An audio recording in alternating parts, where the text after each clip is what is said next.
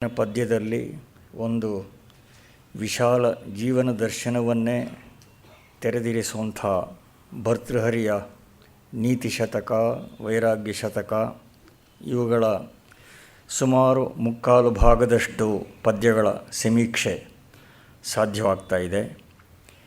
ಸುಭಾಷಿತ ಸಾಹಿತ್ಯ ಪ್ರಪಂಚದಲ್ಲಿ ಭರ್ತೃಹರಿ ಮೂರ್ಧನ್ಯ ಅನ್ನೋದಂತೂ ನಿರ್ವಿವಾದ. ಸುಭಾಷಿತ ಸಾಹಿತ್ಯ ಇಷ್ಟು ಅಗಾಧ ಪ್ರಮಾಣದಲ್ಲಿ ನಮ್ಮ ದೇಶದಲ್ಲಿ ಮಾತ್ರ ಬೆಳೆದದ್ದು ಹೇಗೆ ಅಂತ ಕೆಲವು ಸಲ ನನಗೆ ಸೋಜಿಗ ಆಗಿದೆ. 4-6 ಬಗೆಗಳಿರುವ ಸುಭಾಷಿತಗಳ ಅದರಲ್ಲಿ ಪ್ರಹೇಳಿಕೆ ಅಥವಾ ಒಗಟಿನ ರೀತಿಯ ಸುಭಾಷಿತಗಳನ್ನು ಮಾತ್ರ ಆಂಧ್ರದ ಒಬ್ಬ ವಿದ್ವಾಂಸರು ಪ್ರತ್ಯೇಕವಾಗಿ ಸಂಗ್ರಹ ಮಾಡೋದಕ್ಕೆ ಶುರು ಮಾಡಿದ್ರು. ಅವೇ 1,00,000 ಶ್ಲೋಕಗಳಷ್ಟಾಯಿತು. ಪಾಪ ಅವರು 4-5 ಸಾವಿರ ಶ್ಲೋಕಗಳ ಒಂದು ಸಂಪುಟ ಅಷ್ಟೇ ಪ್ರಕಟಿಸೋದು ಸಾಧ್ಯ ಆಯಿತು. ಪಾರ್ಥಸಾರಥಿ ಸಂಸ್ಕೃತದ 100ರಲ್ಲಿ 1 ಭಾಗದಷ್ಟು ಇರದ ಹಳಗನ್ನಡ ಕೃತಿಗಳಿಂದ ಡಾಕ್ಟರ್ ಟಿ ವಿ ವೆಂಕಟಾಚಲ ಶಾಸ್ತ್ರಿಯವರು ಆಯ್ದು ಸಂಗ್ರಹಿಸಿ ಪ್ರಕಟಿಸಿರುವ ಕನ್ನಡ ಚೆನ್ನುಡಿ ಆ ಸಂಕಲನದಲ್ಲಿಯೇ ಹತ್ತಿರ 2,500 ಕನ್ನಡ ಸುಭಾಷಿತಗಳು ಇವೆ. ಈ ಸಮೃದ್ಧಿಗೆ ಕಾರಣ ಏನು ಅನ್ನೋದು ಒಂದು ಚಿಂತನೀಯವಾದ ವಿಷಯ. ಬಹುಶಃ ಇದಕ್ಕೆ ಒಂದು ಕಾರಣ ವಿವೇಕಾನಂದರು ಹೇಳಿದ ಹಾಗೆ, ನೀವು ಭಾರತದ ಒಬ್ಬ ಹಳ್ಳಿಗನ ಮೈ ಕೆರೆದರೂ ಒಳಗೆ ಒಬ್ಬ ತತ್ವಜ್ಞಾನಿ ಕಾಣಿಸ್ಕೋತಾನೆ ಅಂತ. Leaping from the particular to the general, ಇದು ಭಾರತೀಯರಿಗೆ ಸ್ವಭಾವ ಸಹಜ ಅಂತ ಅನಿಸುತ್ತೆ. ಪರಂಗಿಯವರ ಪ್ರವೃತ್ತಿ ಇದಕ್ಕೆ ವಿರುದ್ಧವಾದ್ದು. They descend from the general to the particular. ಮಾತಿಗೆ ವೇದಾಂತವನ್ನು ಅಗ್ಗವಾಗಿ ಒಗ್ಗಡಿಸೋ ರೂಢಿ ಸ್ವಲ್ಪ ಮಟ್ಟಿಗೆ ಹಾಸ್ಯಾಸ್ಪದ ಅನ್ನಿಸ್ಬೋದು. 100ರಲ್ಲಿ 90 ಮಂದಿಯಲ್ಲಿ ವಿರಕ್ತಿಯ ವಾಸನೆ ಮೂಡಿರೋದಿಲ್ಲ ಅನ್ನೋದು ವಾಸ್ತವವೇ. ಹೀಗಿದ್ದು ವಿರಕ್ತಿಯ ಉಪಾದೇಯತೆಯನ್ನು ಮಾನ್ಯ ಮಾಡದೇ ಇರುವಂಥ ಭಾರತೀಯರು ವಿರಳ ಅಂತ ಹೇಳಬೇಕು. ಸ್ವಭಾವತಃ ವಿರಕ್ತಿ ಕಡೆಗೆ ವಾಲಿರೋರನ್ನು ಮತ್ತು ಕ್ರಮೇಣ ಪಕ್ವಗೊಂಡು ವಿರಕ್ತಿಗೆ ಅಭಿಮುಖರಾಗುವಂಥವರನ್ನು ಎಲ್ಲ ಕಾಲದಲ್ಲಿಯೂ ಕಾಣ್ತೇವೆ. ಭರ್ತೃಹರಿ ಯಾವುದೋ ಅಸಾಧ್ಯವಾದ ಆದರ್ಶ ಮುಂದಿಟ್ಟಿದ್ದಾನೆ ಅಂತ ಅಂದುಕೊಳ್ಳೋದಕ್ಕೆ ಕಾರಣ ಇಲ್ಲ. ನನ್ನ ಮನೆತನದ ಸುಮಾರು 5 ತಲೆಮಾರು ಹಿಂದಿನ ಪೂರ್ವಿಕರೊಬ್ಬರ ಪ್ರಸಂಗ. ಆಗಾಗ ನಾನು ಸನ್ಯಾಸಿಯಾಗಿ ಹೊರಟು ಹೋಗ್ತೀನಿ ಅಂತ ಅವರು ನಗ್ತಾ ಹೇಳ್ತಾ ಇರೋದು, ಬೇರೆಯವರವ್ರನ್ನ ಹಾಸ್ಯ ಮಾಡೋದು ಹೀಗೆ ನಡೀತಾ ಇತ್ತಂತೆ. ಅದೊಂದು ದಿನ ಅವರು ತಮ್ಮ ವಾಡಿಕೆ ಮಾತಾಡಿದಾಗ ಹತ್ತಿರ ಇದ್ದವರು, ನೀನದು ಹೇಗೆ ಹೋಗ್ತೀಯೋ ನೋಡ್ತೀವಿ ಅಂತ ನಗೆ ಆಡಿದ್ರು. ಅವರು ಎದ್ದು ಈಗೋ ಹೀಗೆ ಅಂತ ಹೆಗಲ ಮೇಲೆ ಬೈರಾಸ್ ಹಾಕ್ಕೊಂಡು ಹೊರಟೇ ಬಿಟ್ಟರು. ಅದೇ ಕೊನೆ. ಅವ್ರನ್ನ ಆಮೇಲೆ ಯಾರೂ ನೋಡಲೇ ಇಲ್ಲ. ಅವ್ರನ್ನ ಸ್ವಾಮಿಗಳು ಅಂತ ನಮ್ಮ ಮನವಾರ್ತೆಯಲ್ಲಿ ಆಗಾಗ ಅವ್ರನ್ನ ಪ್ರಸ್ತಾವ ಮಾಡ್ತಾಯಿದ್ರು. ವೈರಾಗ್ಯ ಭಾವನೆ ಒಬ್ಬ ವ್ಯಕ್ತಿಯ ಅಂತರಂಗದ ಪರಿಪಕ್ವ ಸ್ಥಿತಿಯ ಲಕ್ಷಣ ಅಂತ ಹೇಳಬಹುದು.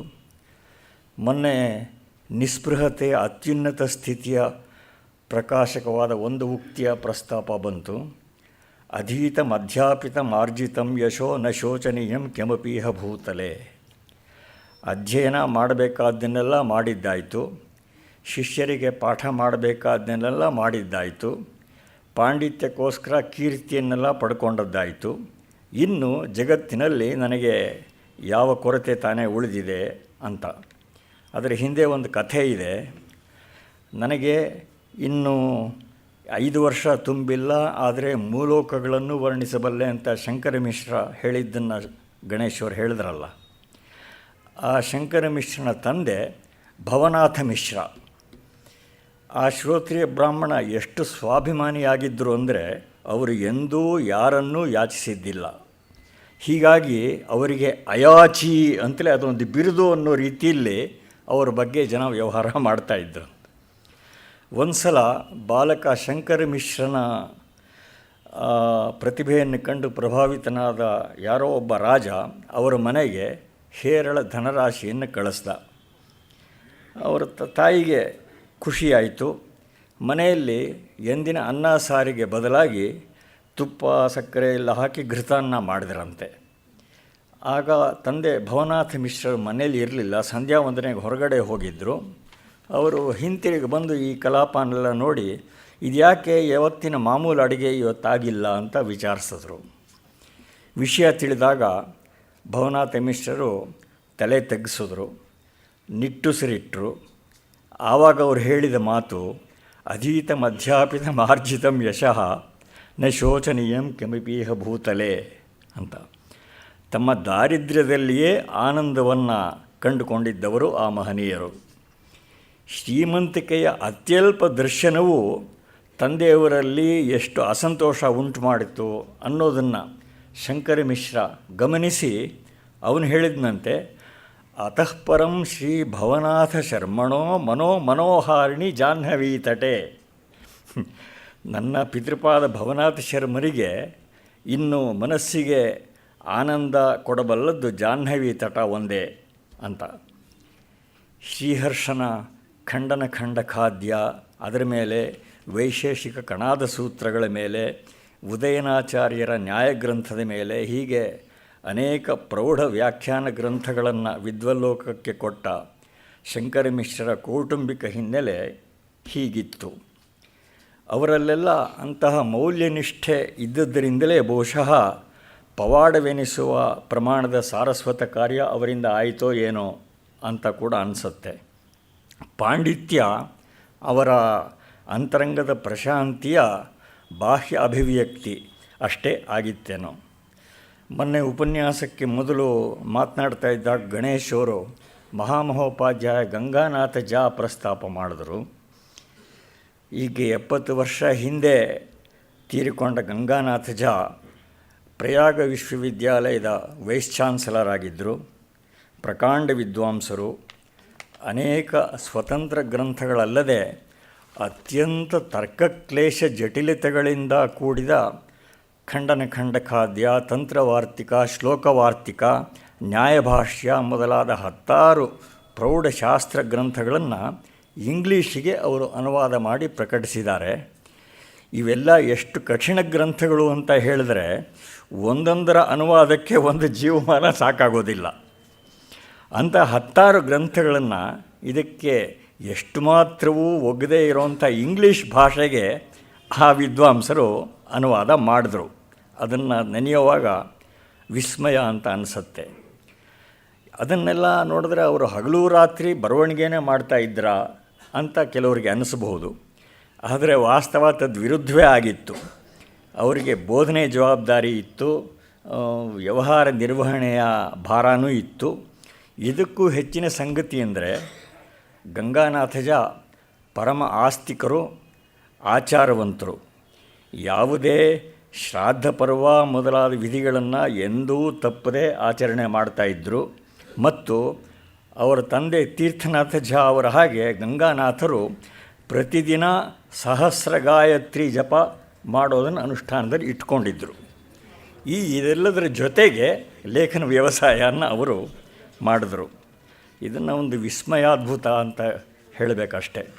ಯಾವತ್ತಾದ್ರೂ ಮುಂದೆ ಅನುಕೂಲವಾದಾಗ ಇಂಥ ಪಂಡಿತ ಪರಂಪರೆ ಬಗ್ಗೆನೇ ಗಣೇಶ್ ಅವರು ಮಾತಾಡಬೇಕು ಅಂತ ನನ್ನ ಅಪೇಕ್ಷೆ ಇದೆ. ಭರ್ತೃಹರಿಯ ಶತಕದ್ವಯದ ಅತಿಶಯತೆಯನ್ನು, ಕಾವ್ಯ ಸೌಂದರ್ಯವನ್ನು ಪರಿಚಯಿಸಿ ನಮ್ಮನ್ನು ಋಣಿಗಳಾಗಿಸಿದ್ದಾರೆ ಶತಾವಧಾನಿ ಡಾಕ್ಟರ್ ರಾ ಗಣೇಶ್ ಅವರಿಗೆ ತಮ್ಮೆಲ್ಲರ ಪರವಾಗಿ ಹಾಗೂ ಈ ಉಪನ್ಯಾಸ ಮಾಲಿಕೆಯ ಪ್ರಾಯೋಜಕರಾದ ಶಿವಮೊಗ್ಗದ ಶ್ರೀಮತಿ KS ಸರಸ್ವತಿ ಮತ್ತು ಶ್ರೀ HS ರಾಮಮೂರ್ತಿ ಅವರ ಪರಿವಾರದ ಪರವಾಗಿ ಗೌರವವನ್ನು ಸಲ್ಲಿಸ್ತಾ ಇದ್ದೇನೆ. ಎಲ್ಲರಿಗೆ ನಮಸ್ಕಾರ. ಭರ್ತೃಹರಿಯ ನೀತಿ ವೈರಾಗ್ಯ ಶತಕಗಳ ಪರಿಚಯ ಮಾಲಿಕೆಯಲ್ಲಿ ವೈರಾಗ್ಯ ಶತಕದ ಕೊನೆಯ ಕಂತನ್ನು ಇಂದು ನೋಡುವುದಾಗಿದೆ.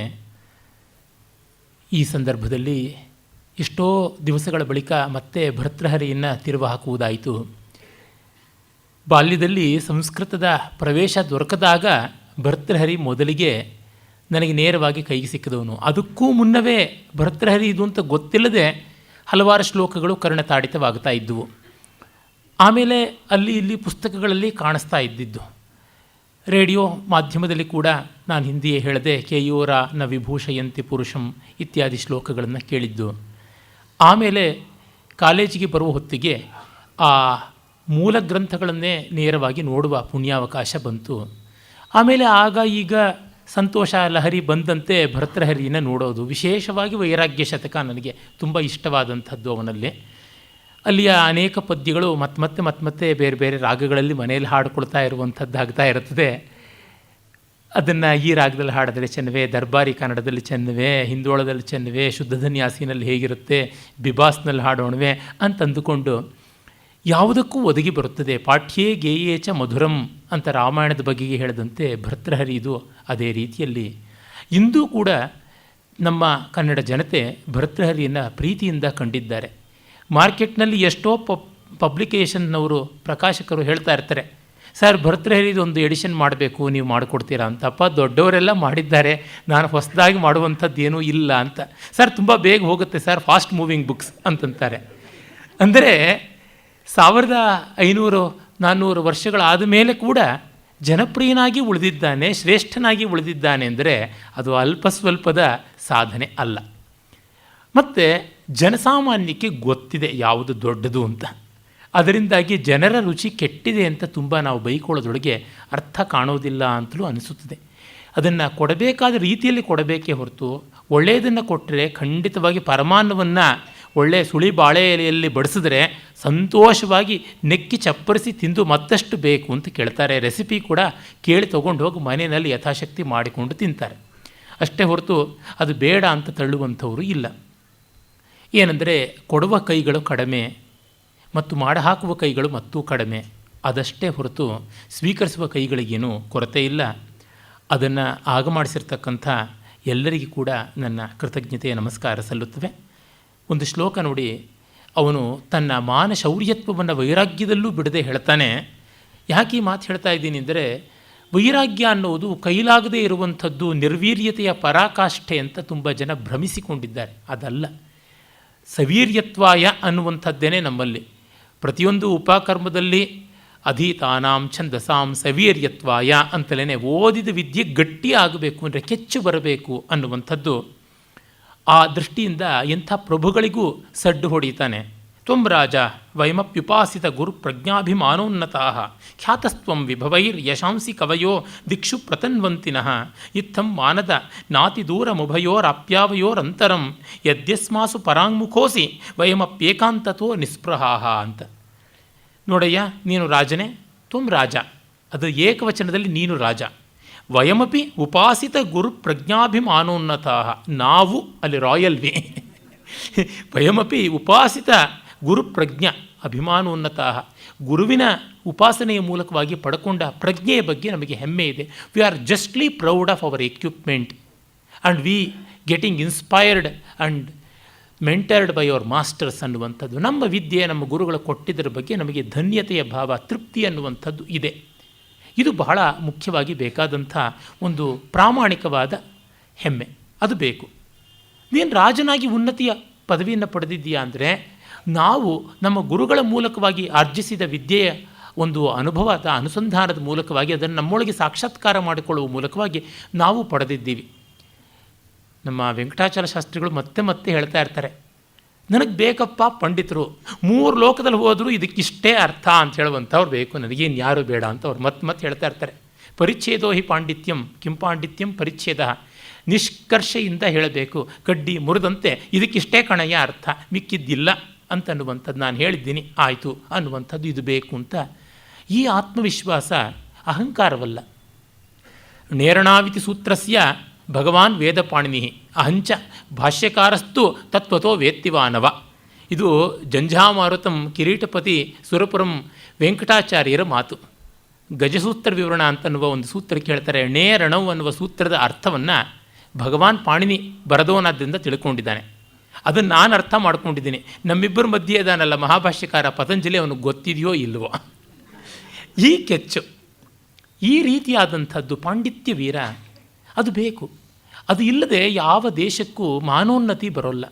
ದೇವರು ಅವರು ತಮ್ಮ ಮಹಾದರ್ಶನ ಗ್ರಂಥದಲ್ಲಿ ಕಾಯೋನ್ನತಿ, ಮಾನೋನ್ನತಿ, ವಿದ್ಯೋನ್ನತಿ ಅಂತ 3 ಉನ್ನತಿಗಳಿಂದ ಬ್ರಾಹ್ಮಣ್ಯ ಬರುತ್ತದೆ ಅಂತಾರೆ. ಬ್ರಾಹ್ಮಣ್ಯ ಅಂದರೆ ಬ್ರಹ್ಮಭಾವ. ಆ ಒಂದು ಆತ್ಮಶಕ್ತಿಗೆ ಈ ರೀತಿಯಾದ ವಿಶ್ವಾಸ ಬೇಕು. ಮತ್ತು ಖ್ಯಾತಸ್ತ್ವಂ ವಿಭವೈ, ನೀನು ನಿನ್ನ ಸಂಪತ್ತಿಯಿಂದ ಲೋಕತ್ರ ಸರ್ವತ್ರ ಪ್ರಸಿದ್ಧವಾಗಿದ್ದೀಯ. ಲೋಕದ ಸರ್ವತ್ರ ಪ್ರಸಿದ್ಧಿ ಉಂಟು. ಇಷ್ಟೆಲ್ಲ ಸಂಪತ್ತಿ ಇದೆ ಅಂತ, ಕೊಹಿನೂರು ವಜ್ರ ಇದೆ, ಮಯೂರ ಸಿಂಹಾಸನ ಇದೆ ಅಂತ ಮೊಘಲ್ ಚಕ್ರವರ್ತಿಗಳಿಗೆ ಪ್ರಸಿದ್ಧಿ ಬಂದಿತ್ತು. ನವಕೋಟಿ ನಾರಾಯಣ ಅನ್ನುವ ಹೆಸರನ್ನು ನಮ್ಮ ಚಿಕ್ಕದೇವರಾಜ ಒಡೆಯರವರು ಪಡ್ಕೊಂಡಿದ್ದರು. ಈ ಥರ ಅನೇಕರಿಗೆ ಅನೇಕವಾಗಿ ಉಂಟು. ಆದರೆ ನಾವು ನಹ ಯಶಾಂಸಿ ಕವಯ ದಿಕ್ಷು ಪ್ರತನ್ವಂತಿ, ನಮ್ಮ ಕೀರ್ತಿಯನ್ನು ಕವಿಗಳು ಹೇಳ್ತಾ ಇದ್ದಾರೆ, ಸರ್ವತ್ರ ಹಾಡ್ತಾ ಇದ್ದಾರೆ ಅಂತ. ಯಾಕೆಂದರೆ ಒಬ್ಬ ಜ್ಞಾನಿಯನ್ನು, ಒಬ್ಬ ವಿದ್ವಾಂಸನನ್ನು, ಒಬ್ಬ ವೈರಾಗ್ಯ ಚಕ್ರವರ್ತಿಯನ್ನು ಅನೇಕ ಕವಿಗಳು ಕೊಂಡಾಡ್ತಾರೆ. ಬುದ್ಧನಂಥ ಮಹಾವ್ಯಕ್ತಿಯ ಬದುಕನ್ನು ಲಲಿತ ವಿಸ್ತಾರದಿಂದ ಮೊದಲುಗೊಂಡು ಅಶ್ವಘೋಷನವರೆಗೆ ಇಂಥವರು ಕೊಂಡಾಡಿದ್ರು. ಯಾಕೆ? Edwin Arnold light off Asia ಅನ್ನುವಂಥ ಒಂದು ಪುಸ್ತಕವನ್ನು ಇಂಗ್ಲೀಷ್ನ ಕವಿತಾ ರೂಪದಲ್ಲಿ ಬರೆದರು. ಬುದ್ಧನ ಚರಿತ್ರೆಯನ್ನು ಪ್ರತಿಯೊಬ್ಬ ಕಾವ್ಯರಸಿಕನೂ ಇಂಗ್ಲೀಷ್ ಭಾಷೆಯಲ್ಲಿ ಆಸ್ವಾದ ಮಾಡುವಂಥ ರೀತಿಯಲ್ಲಿ ಮಾಡಿದ್ದಾಗಿದೆ. ಈ ರೀತಿ ವೈರಾಗ್ಯ ಚಕ್ರವರ್ತಿಗಳ ಕಥೆಗಳನ್ನು ಎಷ್ಟೋ ಜನ ಹೇಳಿದ್ದಾರೆ. ನಮ್ಮ ಪರಂಪರೆಯಲ್ಲಿ ಯಾವ ರಾಜನ ಅರಮನೆಯೂ ಉಳಿದಿಲ್ಲ ನಮ್ಮ ದೇಶದಲ್ಲಿ. ಉಳಿದಿದ್ದರೆ ಈಚೆಗೆ ಅವರು ಸುಣ್ಣ ಬಣ್ಣ ಗಾರೆ ಮಾಡಿಸಿಕೊಂಡು ಉಳಿಸ್ಕೊಂಡಿರೋದೇ ಹೊರತುನುವೆ ಅಂಥ ವಿಜಯನಗರದ್ದು, ಗುಪ್ತ ಸಾಮ್ರಾಜ್ಯದ್ದು ಅಥವಾ ಚಾಲುಕ್ಯರದು, ಹೊಯ್ಸಳರದು ಯಾವ ಅರಮನೆಗಳು ಉಳಿದಿಲ್ಲ. ಆದರೆ ಅವರು ಕಟ್ಟಿಸಿದ ಅಥವಾ ಅವರು ನೆರವು ಕೊಟ್ಟ ದೇವಸ್ಥಾನಗಳು ಉಳ್ಕೊಂಡಿವೆ. ಅವರು ಪೋಷಿಸಿದ ವಿದ್ವಾಂಸರ ಗ್ರಂಥಗಳು ಉಳ್ಕೊಂಡಿವೆ. ಅಂದರೆ ಅವರು ತಮಗಾಗಿ ಮಾಡಿಕೊಂಡದ್ದು ಯಾವುದೂ ಉಳಿಯಲಿಲ್ಲ. 4 ಜನಕ್ಕೆ ಮಾಡಿದ್ದು, ಲೋಕಸಮ್ಮತಿ ಇರುವ ಕಡೆಗೆ ಕೆಲಸ ಮಾಡಿದ್ದು ಉಳಿಯಿತು. ನಮಗೆ ಆ ರೀತಿಯಾಗಿ ಕವಿಗಳು, ವಿದ್ವಾಂಸರು, ಶಿಷ್ಯ ಪ್ರಶಿಷ್ಯರ ವಿದ್ಯಾವಂಶ ಅಂತೀವಲ್ಲ, ಆ ವಿದ್ಯಾವಂಶದ ಮೂಲಕವಾಗಿ ನಮ್ಮ ಕೀರ್ತಿ ಇರುತ್ತದೆ. ಇತ್ತಂ ಮಾನದ ನಾತಿ ದೂರ ಮೊಭಯೋರಪ್ಯಾವಯೋರ್ ಅಂತರಂ. ಹೀಗಾಗಿ ನನಗೂ ನಿನಗೂ ದೊಡ್ಡ ಅಂತರ ಇಲ್ಲ, ನೀನು ಜಂಬ ಮಾಡಬೇಡ. ಯದ್ಯಸ್ಮಾಸು ಪರಾಂಗುಖೋಸಿ, ನಮ್ಮ ಬಗ್ಗೆ ನಿನಗೆ ಉಪೇಕ್ಷೆ ಇದ್ದರೆ ವಯಮಪ್ಯೇಕಾಂತತೋ ನಿಸ್ಪೃಹ, ನಮಗೆ ಇನ್ನೂ ಜಾಸ್ತಿ ಇದೆ. We reciprocate 10 folds. ಯಾಕೆ? ನಮಗೇನು ಬೇಕಾಗಿಲ್ಲ, ನೀನು ಯಾರ ಥರ ಕೇಳ್ತೀಯ? ನಮಗೇನು ಬೇಡದೇ ಇದ್ದಾಗ ನೀನೇನು ಪಾಪ ಕೊಟ್ಟೀಯ? ವಸ್ತುವಿಗೆ ಬೆಲೆ ಇದ್ದ ಜಾಗದಲ್ಲಿ, ಅದಕ್ಕೆ ಬೇಡುಗರು ಇದ್ದಲ್ಲಿ, ಡಿಮಾಂಡ್ ಇದ್ದ ಜಾಗದಲ್ಲಿ ಪ್ರೈಸ್ ಜಾಸ್ತಿ ಆಗುತ್ತದೆ ಅಂತ ನಮಗೆ ಗೊತ್ತಿರುವಂಥ ಈ ಆಡಮ್ ಸ್ಮಿತ್ನ ಇಕಾನಮಿ. ಆದರೆ ನಮಗೆ ಏನೊಂದಿಷ್ಟು ಎಳ್ಳಷ್ಟು ಅದರೊಳಗೆ ಆಸೆ ಇಲ್ಲ ಅಂದರೆ ಯಾರು ನಿನ್ನನ್ನು ಕುರಿತು ಕೇಳ್ತಕ್ಕಂಥವ್ರು? ನಾವು ಅದಕ್ಕೆ ಸೊಪ್ಪೆ ಹಾಕೋದಿಲ್ಲ ಅಂತಾನೆ. ಈ ವೈರಾಗ್ಯದ ಶಕ್ತಿ ಆ ರೀತಿಯಾದಂಥದ್ದು. ಇದಕ್ಕೆ ಬೆಲೆ ಇರುವಂಥ ಜಾಗದಲ್ಲಿ ಬೆಲೆ ಯಾರು ಕೊಡುವಂಥವರು? ಒಂದು ಹಂತ ಮೀರಿದ ಮೇಲೆ ಬೇರೆ ಬೇರೆ ಉಪಾಧಿಗಳಿಗೆ ಯಾರು ಎಲ್ಲಿಯೂ ಬೆಲೆ ಕಟ್ಟಲಾರರು. ಇವತ್ತು ಪ್ರಶಸ್ತಿಗಳು, ಪುರಸ್ಕಾರಗಳು, ಬಿರುದುಗಳು, ಬಾವಲಿಗಳು ಅಂತ ಗ್ರಂಥಗಳನ್ನು ಉಳಿಸಿಕೊಳ್ಳಬಹುದೋ ಏನೋ. ಉದಾಹರಣೆಗೆ ನೋಡಿ, ಪೊನ್ನ ಅವನು ಚಾಲುಕ್ಯರ ಆಸ್ಥಾನದಲ್ಲಿದ್ದ, ರಾಷ್ಟ್ರಕೂಟರ ಆಸ್ಥಾನದಲ್ಲಿ, ಚಾಲುಕ್ಯರ ಆಸ್ಥಾನದಲ್ಲಿ ಮಾನ್ಯತೆಯನ್ನು ಪಡೆದಿದ್ದ. ಅವನಿಗೆ ಕವಿಚಕ್ರವರ್ತಿ ಎನ್ನುವ ಬಿರುದು ಬಂತು. ಅವನು ಪಂಪನ ಹಿರಿಯ ಸಮಕಾಲೀನ, ರನ್ನ ಕಿರಿಯ ಸಮಕಾಲೀನ. ಅವನು ಚಾಲುಕ್ಯರ ಆಸ್ಥಾನದಲ್ಲೇ ಇದ್ದಂಥವನು, ಸತ್ಯಾಶ್ರಯನ ಆಸ್ಥಾನದಲ್ಲಿ. ಆತನಿಗೂ ಕವಿಚಕ್ರವರ್ತಿ ಅಂತ ಬಿರುದು ಬಂತು. ಇವರಿಬ್ಬರ ಮಧ್ಯೆ ಇದ್ದಂಥ ಕನ್ನಡದ ಇವರಿಬ್ಬರಿಗಿಂತ ಉತ್ತಮನಾದ ಕವಿ ಪಂಪ ಸಾಮಂತ ಚೂಡಾಮಣಿಯಾದ ಅರಿಕೇಸರಿ ಆಸ್ಥಾನದಲ್ಲಿದ್ದ. ಅವನಿಗೆ ಕವಿಚಕ್ರವರ್ತಿಯನ್ನು ಬಿರುದು ಬರಲಿಲ್ಲ. ಆದರೆ ಕನ್ನಡ ಸಾಹಿತ್ಯದಲ್ಲಿ ಪಂಪ ಕವಿಚಕ್ರವರ್ತಿಯಾಗಿ ಉಳಿದಿದ್ದಾನೆ ಹೊರತು ಪೊನ್ನ ರನ್ನರು ಅಲ್ಲ. ಅವರು ಮಹಾರಾಜರು ಕೊಟ್ಟಿರ್ತಕ್ಕಂಥ ಗೌರವ ಡಾಕ್ಟರೇಟಿಂದ ಪ್ರೀತರಾಗಿದ್ದಾರೆ ಅಷ್ಟೇ. ನನ್ನ ವಿಷಯ ಅಂತ ಹೆಮ್ಮೆಗೆ ಹೇಳ್ತಾ ಇಲ್ಲ. ಹಂಪಿ ವಿಶ್ವವಿದ್ಯಾಲಯದಲ್ಲಿ ಕನ್ನಡದಲ್ಲಿ ಅವಧಾನ ಕಲೆ ಎನ್ನುವ ಸಂಶೋಧನಾ ಪ್ರಬಂಧಕ್ಕೆ ಡಾಕ್ಟರೇಟ್ ಅದಕ್ಕಾಗಿ ಅದನ್ನು ಸಲ್ಲಿಸಿದ್ದಾಗ ಇಂಟರ್ವ್ಯೂನಲ್ಲಿ ಕೆಲವರು ಅಪಸ್ವರ ಎತ್ತಿದ್ರು. ಆಗ ವೈವಾವೋಸಿಗೆ ಬಂದವರು ಯಾರೂ ಹೇಳಿಲ್ಲ. ರಂಗನಾಥ್ ಶರ್ಮರು, ವೆಂಕಟಾಚಲ ಶಾಸ್ತ್ರಿಗಳು, ಕೆ ವಿ ನಾರಾಯಣ ಇವರು ಯಾರೂ ಏನೂ ಹೇಳಲಿಲ್ಲ. ಯಾರೋ ಟಾಮ್, ಡಿಕ್ ಆ್ಯಂಡ್ ಹ್ಯಾರಿ. ನಾನು ಹೇಳೇ ಬಿಟ್ಟೆ, ನೋಡಿ ನನಗೆ ಡಾಕ್ಟ್ರೇಟ್ ತುಂಬ ಗೌಣವಾದಂಥದ್ದು, ಆನುಷಂಗಿ ಫಲ. ಪ್ರಧಾನ ಫಲ ನಾನು ಶತಾವಧಾನಿ ಅಂತ ಅನಿಸ್ಕೊಳ್ಳೋದು. ಅದು ಜಗತ್ತು ನನಗೆ ಕೊಟ್ಟಿದೆ, ನಾನು ಕಷ್ಟಪಟ್ಟು ಪಡ್ಕೊಂಡಿದ್ದೀನಿ. ಇದು ಬಿಟ್ಟರೂ ಸರಿ, ಕೊಟ್ಟರೂ ಸರಿ, ಹೋಗಿ ಅಂತಂದೆ. ಆಮೇಲೆ ನಮ್ಮ ಕಂಬಾರರೇ ಅಲ್ಲಿಯ ಕುಲಪತಿಗಳಾಗಿದ್ದವರು, ಹೀಗೆಲ್ಲ ಅಂದುಕೋಬೇಡಿ ದಯವಿಟ್ಟು, ಅವ್ರು ಕೇಳಿದ ಪ್ರಶ್ನೆಗಳಿಗೇನು ನೀವು ಬೇಸರ ಪಟ್ಕೊಳ್ಬೇಡಿ, ನೀವು ಉತ್ತರ ಕೊಡಿ ಅಂತಂದರು. ಅದು ಉತ್ತರ ಕೊಡಬಾರ್ದು ಅಂತ ಗಲಾಟೆ ಮಾಡ್ತಾಯಿದ್ರು. ನನಗೆ ಉತ್ತರ ಗೊತ್ತಿದೆ ಹೇಳ್ತೀನಿ, ಬೇಡ ನಮ್ಮ ಅಭಿಪ್ರಾಯಗಳು ಹೇಳ್ತೀವಿ ಅಂತ. ಪರೋ ಮೋಟಯ್ಯ ಅಂತ ಒಬ್ಬಾತ ನಕ್ಸಲೈಟ್ ಆಗಿದ್ದವರು, ಅವರು ಗಲಾಟೆ ಮಾಡ್ತಾ ಇದ್ದಿದ್ದು. ಆಗ ರಹಮತ್ ತರೀಕೆರೆ ಅವರು ನನಗೆ ತುಂಬ ಬಲವಾಗಿ ಬೆಂಬಲವಾಗಿ ನಿಂತರು. ಹೇಳಿದರು, ಇಲ್ಲ ಅವರು ವಿದ್ಯಾರ್ಥಿಯಾದವರು ಉತ್ತರ ಕೊಡ್ತೀನಿ ಅಂದಾಗ ನೀವು ಉತ್ತರ ಕೊಡಿಸದೆ ಗಲಾಟೆ ಮಾಡುವಂಥದ್ದು ಸಭ್ಯತೆಯೂ ಅಲ್ಲ, ಅದು ಯಾವ ರೀತಿ ನ್ಯಾಯವೂ ಅಲ್ಲವ ಅಂಥ ಮಾತು ಅಂತಂದರು. ಮತ್ತು ನಾನು ಎಲ್ಲದಕ್ಕೂ ಉತ್ತರವನ್ನು ಹೇಳಿದೆ. ಆಮೇಲೆ ನಾನು ಹೇಳಿದೆ, ನಿಮ್ಮ ಡಿಗ್ರಿನೂ ಬೇಡ, ನಾನು ನಿಮ್ಮ ವಿಶ್ವವಿದ್ಯಾಲಯಕ್ಕೂ ಬರೋದಿಲ್ಲ, ಈ ತರಹದ ಅಯೋಗ್ಯರನ್ನು ನೀವು ಸೇರಿಸ್ಕೊಂಡಿದ್ದೀರಾ ಅಂತ ನಾನು ಕಾನ್ವೊಕೇಷನ್ಗೂ ಹೋಗಲಿಲ್ಲ. ಮತ್ತು ಅಲ್ಲಿ ರಿಜಿಸ್ಟ್ರಾರ್ ಆಗಿದ್ದಂಥ ಮಲ್ಲೇಪುರಂ ಅವರೇ ಮನೆಗೆ ಪಾಪ ಬಂದು ಕೊಟ್ಟರು. ಆಮೇಲೆ ವೆಂಕಟಾಚಲ ಶಾಸ್ತ್ರಿಗಳು ಹೇಳಿದ್ರು, ಏನಪ್ಪ ವಿಶ್ವವಿದ್ಯಾಲಯಕ್ಕೆ ಹಿಂಗೆ ಸಡ್ಡು ಹೊಡಿತಿದ್ದೀರಲ್ಲ ನೀವು ಅಂತ. ನಾನು ಹೇಳಿದೆ, ನೋಡಿ ಸರ್, ನಮ್ಮ ರಾಜ್ಯದಲ್ಲಿ ಡಾಕ್ಟರ್ ಗಣೇಶಗಳು ಎಷ್ಟೋ ಜನ ಇರ್ಬೋದು, ಸದ್ಯಕ್ಕಂತೂ ಶತಾವಧಾನಿ ಗಣೇಶ್ ಒಬ್ಬನೇ ಇರೋವಂಥದ್ದು, ಹಾಗಾಗಿ ಅದು ನನಗೆ ಜಾಸ್ತಿ ಮುಖ್ಯವಾದದ್ದು ಅಂತ. ಯಾಕೆಂದರೆ ಇವತ್ತಿರುತ್ತೆ ನಾಳೆ ಹೋಗುತ್ತೆ, ಅದೇನು ನಾಳೆ ಯಾವುದೋ ಒಂದು ಅನ್ಯಾಯ ಆಗಿದೆ ಅಂತ ಹೇಳ್ಬಿಟ್ಟಿದ್ರೆ ನನ್ನ ಡಿಗ್ರಿನಲ್ಲಿ ಏನೋ ಅಚಾತುರ್ಯವಾಗಿದೆ ಅಂತ ವಿಶ್ವವಿದ್ಯಾಲಯ ಕಿತ್ಕೊಳ್ಬೋದು, ಡಿಗ್ರಿನ ಕೊಟ್ಟವ್ರು ಕಿತ್ಕೊಳ್ಳೋದೇನು ಕಷ್ಟವಲ್ಲ, ಹಾಗಾಗಿ ಹೋಗ್ಬೋದು. ಡಿಗ್ರಿ ಯಾರು ಇಲ್ಲ ಅಂತ ಹೇಳೋದಕ್ಕಾಗೋದಿಲ್ಲ. ವಿಡ್ರಾ ಮಾಡ್ಕೊಂಡಿದ್ದೀವಿ ಅಂತಂದರೆ ನಾನೇನು ಗಲಾಟೆ ಮಾಡೋದಕ್ಕೆ ಸಾಧ್ಯವೇ ಇಲ್ಲ. ಆದರೆ ಪ್ರಾಮಾಣಿಕವಾಗಿ ಪಡ್ಕೊಂಡಿದ್ದಿದೆಯಲ್ಲ, ಪಟ್ಟು ವರಸೆಗಳೆಲ್ಲ ವಿಫಲವೆನ್ನುವೆಯ, ಮುಟ್ಟಿ ನೋಡವನ ಮೈಕಟ್ಟು ಕಬ್ಬಿಣ ಗಟ್ಟಿ, ಗಟ್ಟಿತನ ಗರಡಿ ಫಲ ಮಂಕುತಿಮ್ಮ, ಅಷ್ಟೇ, ಇನ್ಯಾವುದೂ ಅಲ್ಲ. ಆ ಕಾರಣದಿಂದ ಅದಕ್ಕಾಗಿ ಕೃತಜ್ಞರಾಗಿರೋಣ, ಗೌರವ ಸಲ್ಲಿಸೋಣ, ಎಲ್ಲ ಹೌದು. ಅದೇ ಸಂದರ್ಭದಲ್ಲಿ ನ್ಯಾಯ ಅನ್ಯಾಯಗಳು ಅಂತ ಒಂದಿರುತ್ತವಲ್ಲ, ಅದರ ಕಡೆಗೆ ಗಮನ ಇಟ್ಟು ನೋಡಬೇಕಲ್ವ. ಈ ದೃಷ್ಟಿಯಿಂದ ನೋಡಿದಾಗ ವೈರಾಗ್ಯ ಅನ್ನುವುದು ತುಂಬ ಯಾವುದನ್ನು ಪಡೆಯೋಕ್ಕೆ ಆಗದೆ ಬಂದಂಥ ಒಂದು ಅಭಾವದ ಸ್ಥಿತಿ ಅಂತಲ್ಲ, ಯಾವುದನ್ನೂ ಪಡೆಯೋದಕ್ಕೆ ಸಾಮರ್ಥ್ಯ ಇದ್ದರೂ ಅದನ್ನು ಬೇಕಿಲ್ಲ ಅಂತ ನನಗೆ ಎದ್ದು ತೋರುವಂಥ ಉದಾಹರಣೆ ನಮ್ಮ ರಾಮಸ್ವಾಮಿಯವರೇ. ಅವರಿಗೆ ಎಷ್ಟೋ ಬಾರಿ ಅವರ ಯಾವುದೋ ಬರವಣಿಗೆಗಳು ಮತ್ತೊಂದು ಎಲ್ಲ ಅವ್ರ ಹತ್ರವೇ ಸಿಗೋದಿಲ್ಲ. ಇದು ಏನು ಅಂದರೆ ಬರೆದದ್ದೆಲ್ಲ ನಾವು ಇಟ್ಕೊಳ್ಳೋಕ್ಕಾಗುತ್ತೆ ಅಂದಿದ್ರು. ರಾಮಚಂದ್ರಾಯರಿಗೆ ಹಾಗೇನೆ ಎಷ್ಟೋ ಬರೆದದ್ದು ಅವ್ರ ಹತ್ರ ಇರ್ತಿರಲಿಲ್ಲ. ಅಯ್ಯೋ ಆಗ ಅನ್ನಿಸ್ತು, ಬರದೆ ಬಿಟ್ಟೆ ಅಂತ ಹೇಳಿಬಿಟ್ಟು. ರಾಮಸ್ವಾಮಿಯವರೇ ನನಗೆ ಹಲವು ಘಟನೆಗಳು ಹೇಳಿದ್ದಾರೆ. ಎಷ್ಟೋ ಜನ ಹಿಂದಿನ ಹಳೆ ತಲೆಮಾರಿನ ವಿದ್ವಾಂಸರು ಅಯ್ಯೋ ಬದುಕೊಳ್ಳಿ ಹೋಗಲ ತೊಗೊಳ್ಳಿ ಅಂತ ಹೇಳ್ಬಿಟ್ಟು ಬೇರೆಯವ್ರಿಗೆ ಬರ್ಕೊಡ್ತಾ ಇದ್ರಂತೆ ಪುಸ್ತಕಗಳನ್ನು, ತೊಗೊಂಡು ಹೋಗಲಿ ಅಂತ. ಆ ಥರದ್ದು ಒಂದು ಘಟನೆಯನ್ನು ಹೇಳಿದ್ದಾರೆ. ವೀರಕೇಸರಿ ಸೀತಾರಾಮ ಶಾಸ್ತ್ರಿಗಳ ಬದುಕಿನಲ್ಲಿ ಬರಿತಾ ಇನ್ಯಾವುದೋ ಪ್ರಸಿದ್ಧರಾದ ವಿದ್ವಾಂಸರು ಅವ್ರದ್ದೊಂದು ಪುಸ್ತಕವನ್ನು ತಮ್ಮ ಹೆಸರಲ್ಲಿ ಹಾಕ್ಕೊಂಡ್ರಂತೆ. ಇವರು ಅವ್ರನ್ನ ಕೇಳಿದಂತೆ, ಏನು ಹೀಗೆ ಮಾಡಿಬಿಟ್ರಲ್ಲ ಅಂತ. ಅವನಿಗೆ ಅವಶ್ಯವಾಗಿತ್ತೋ ಏನೋ ಪಾಪ, ಅದು ಬಿಡಲಿ, ನೀನು ಯಾತಕ್ಕೆ ಎತ್ತೀಯ ಅಂತಂದ್ರಂತೆ. ಪುಸ್ತಕವನ್ನು ತಮ್ಮ ಹೆಸರಲ್ಲಿ ಹಾಕ್ಕೊಳ್ಬೋದೇ ಹೊರತು ಮಸ್ತಕವನ್ನು ತಮ್ಮ ಹೆಸರಲ್ಲಿ ಹಾಕ್ಕೊಳ್ಳೋಕ್ಕಾಗುತ್ತದೆಯಾ ಅನ್ನುವಂಥದ್ದು. ಈ ಮಾನವೀರ್ಯ ತುಂಬ ದೊಡ್ಡದಾದದ್ದು. ವೈರಾಗ್ಯ ಅಂಥ ಬಲಶಾಲಿಗಳಿಗಲ್ಲದೆ ದುರ್ಬಲಶಾಲಿಗಳಿಗೆ ಅಲ್ಲ ಅನ್ನುವುದು ತಾತ್ಪರ್ಯ. ಕಿಂ ಕಂದಾಹ ಕಂದರೇಭ್ಯ ಪ್ರಲಯಮುಪಗತಾ ನಿರ್ಜರಾ ವಾ ಗಿರಿಭ್ಯ ಪ್ರಧ್ವಸ್ತಾ ವಾ ತರುಭ್ಯ ಸಕಲ ಫಲಭೃತೋ ವಲ್ಕಲಿನ್ಯಶ್ಚ ಶಾಖಾ ವೀಕ್ಷಂತೆ ಯನ್ಮುಖಾನಿ ಪ್ರಸಭಂ ಉಪಗತ ಪ್ರಶ್ರಯಾಣಾಂ ಖಲಾನಾಂ ದುಃಖೋಪಾತಾಲ್ಪವಿತ್ತ ಸ್ಮಯವಶ ಪವನಾ ನಿರ್ತಿತ ಭ್ರೂಲತಾನಿ. ಏನು ಈ ಸ್ರಗ್ಧರ ದುಗ್ಧಧಾರ ದಬಾಯಿಸಿಬಿಟ್ಟಿದ್ದಾನೆ. ಏನ್ರಿ ಕಿಂ ಕಂದಾಹ ಕಂದರೇಭ್ಯ ಪ್ರಲಯಮುಪಗತಾ, ಬೆಟ್ಟಗಳ ಕೊಳ್ಳುಗಳೆಲ್ಲನೂ ಪ್ರಳಯ ಬಂದುಬಿಟ್ಟಿದ್ವಿ, ಎಲ್ಲ ಸಮತಟ್ಟಾಗೋಗ್ಬಿಟ್ಟಿವ್ಯಾ. ನಿರ್ಜರಾವ ಗಿರಿಭ್ಯ, ಅಥವಾ ಬೆಟ್ಟದಿಂದ ಹರಿತಕ್ಕಂಥ ಜರಿಗಳೆಲ್ಲ ಬತ್ತು ಹೋಗ್ಬಿಟ್ಟಿವ್ಯಾ. ಪ್ರಧ್ವಸ್ತ್ವಾ ತರುಭ್ಯ ಸಕಲ ಫಲಭೃತಃ ವಲ್ಕಲಿನ್ಯಶ್ಚ ಶಾಖಾ, ಹಣ್ಣು ಕೊಡುವಂಥ ಮರಗಳೆಲ್ಲನೂ ಬುಡಕಡ್ದು ಬಿದ್ದಿವ್ಯಾ. ನಾರು ತೊಗಟೆ ಬೇರು ಇವನ್ನು ಕೊಡುವಂಥ ಮರಗಳೆಲ್ಲನೂ ಬಾಡಿ ಬೆಂಕಿಗೆ ತುತ್ತಾಗಿವ್ಯಾ. ವೀಕ್ಷಂತೆ ಯನ್ಮುಖಾನಿ ಪ್ರಸಭಂ ಉಪಗತ ಪ್ರಶ್ರಯಾಣಾಂ ಖಲಾನಾಂ. ಅಯೋಗ್ಯರ ಮುಖವನ್ನು ನೋಡಿಕೊಂಡು ತ್ರಾಹಿ ತ್ರಾಹಿ ಅಂತ ಗೇಣು ಹೊಟ್ಟೆಗೋಸ್ಕರವಾಗಿ ಅವ್ರ ಮುಂದೆ ನಿಂತುಕೊಳ್ಳುವಂಥದ್ದು ಬೇಕೆ?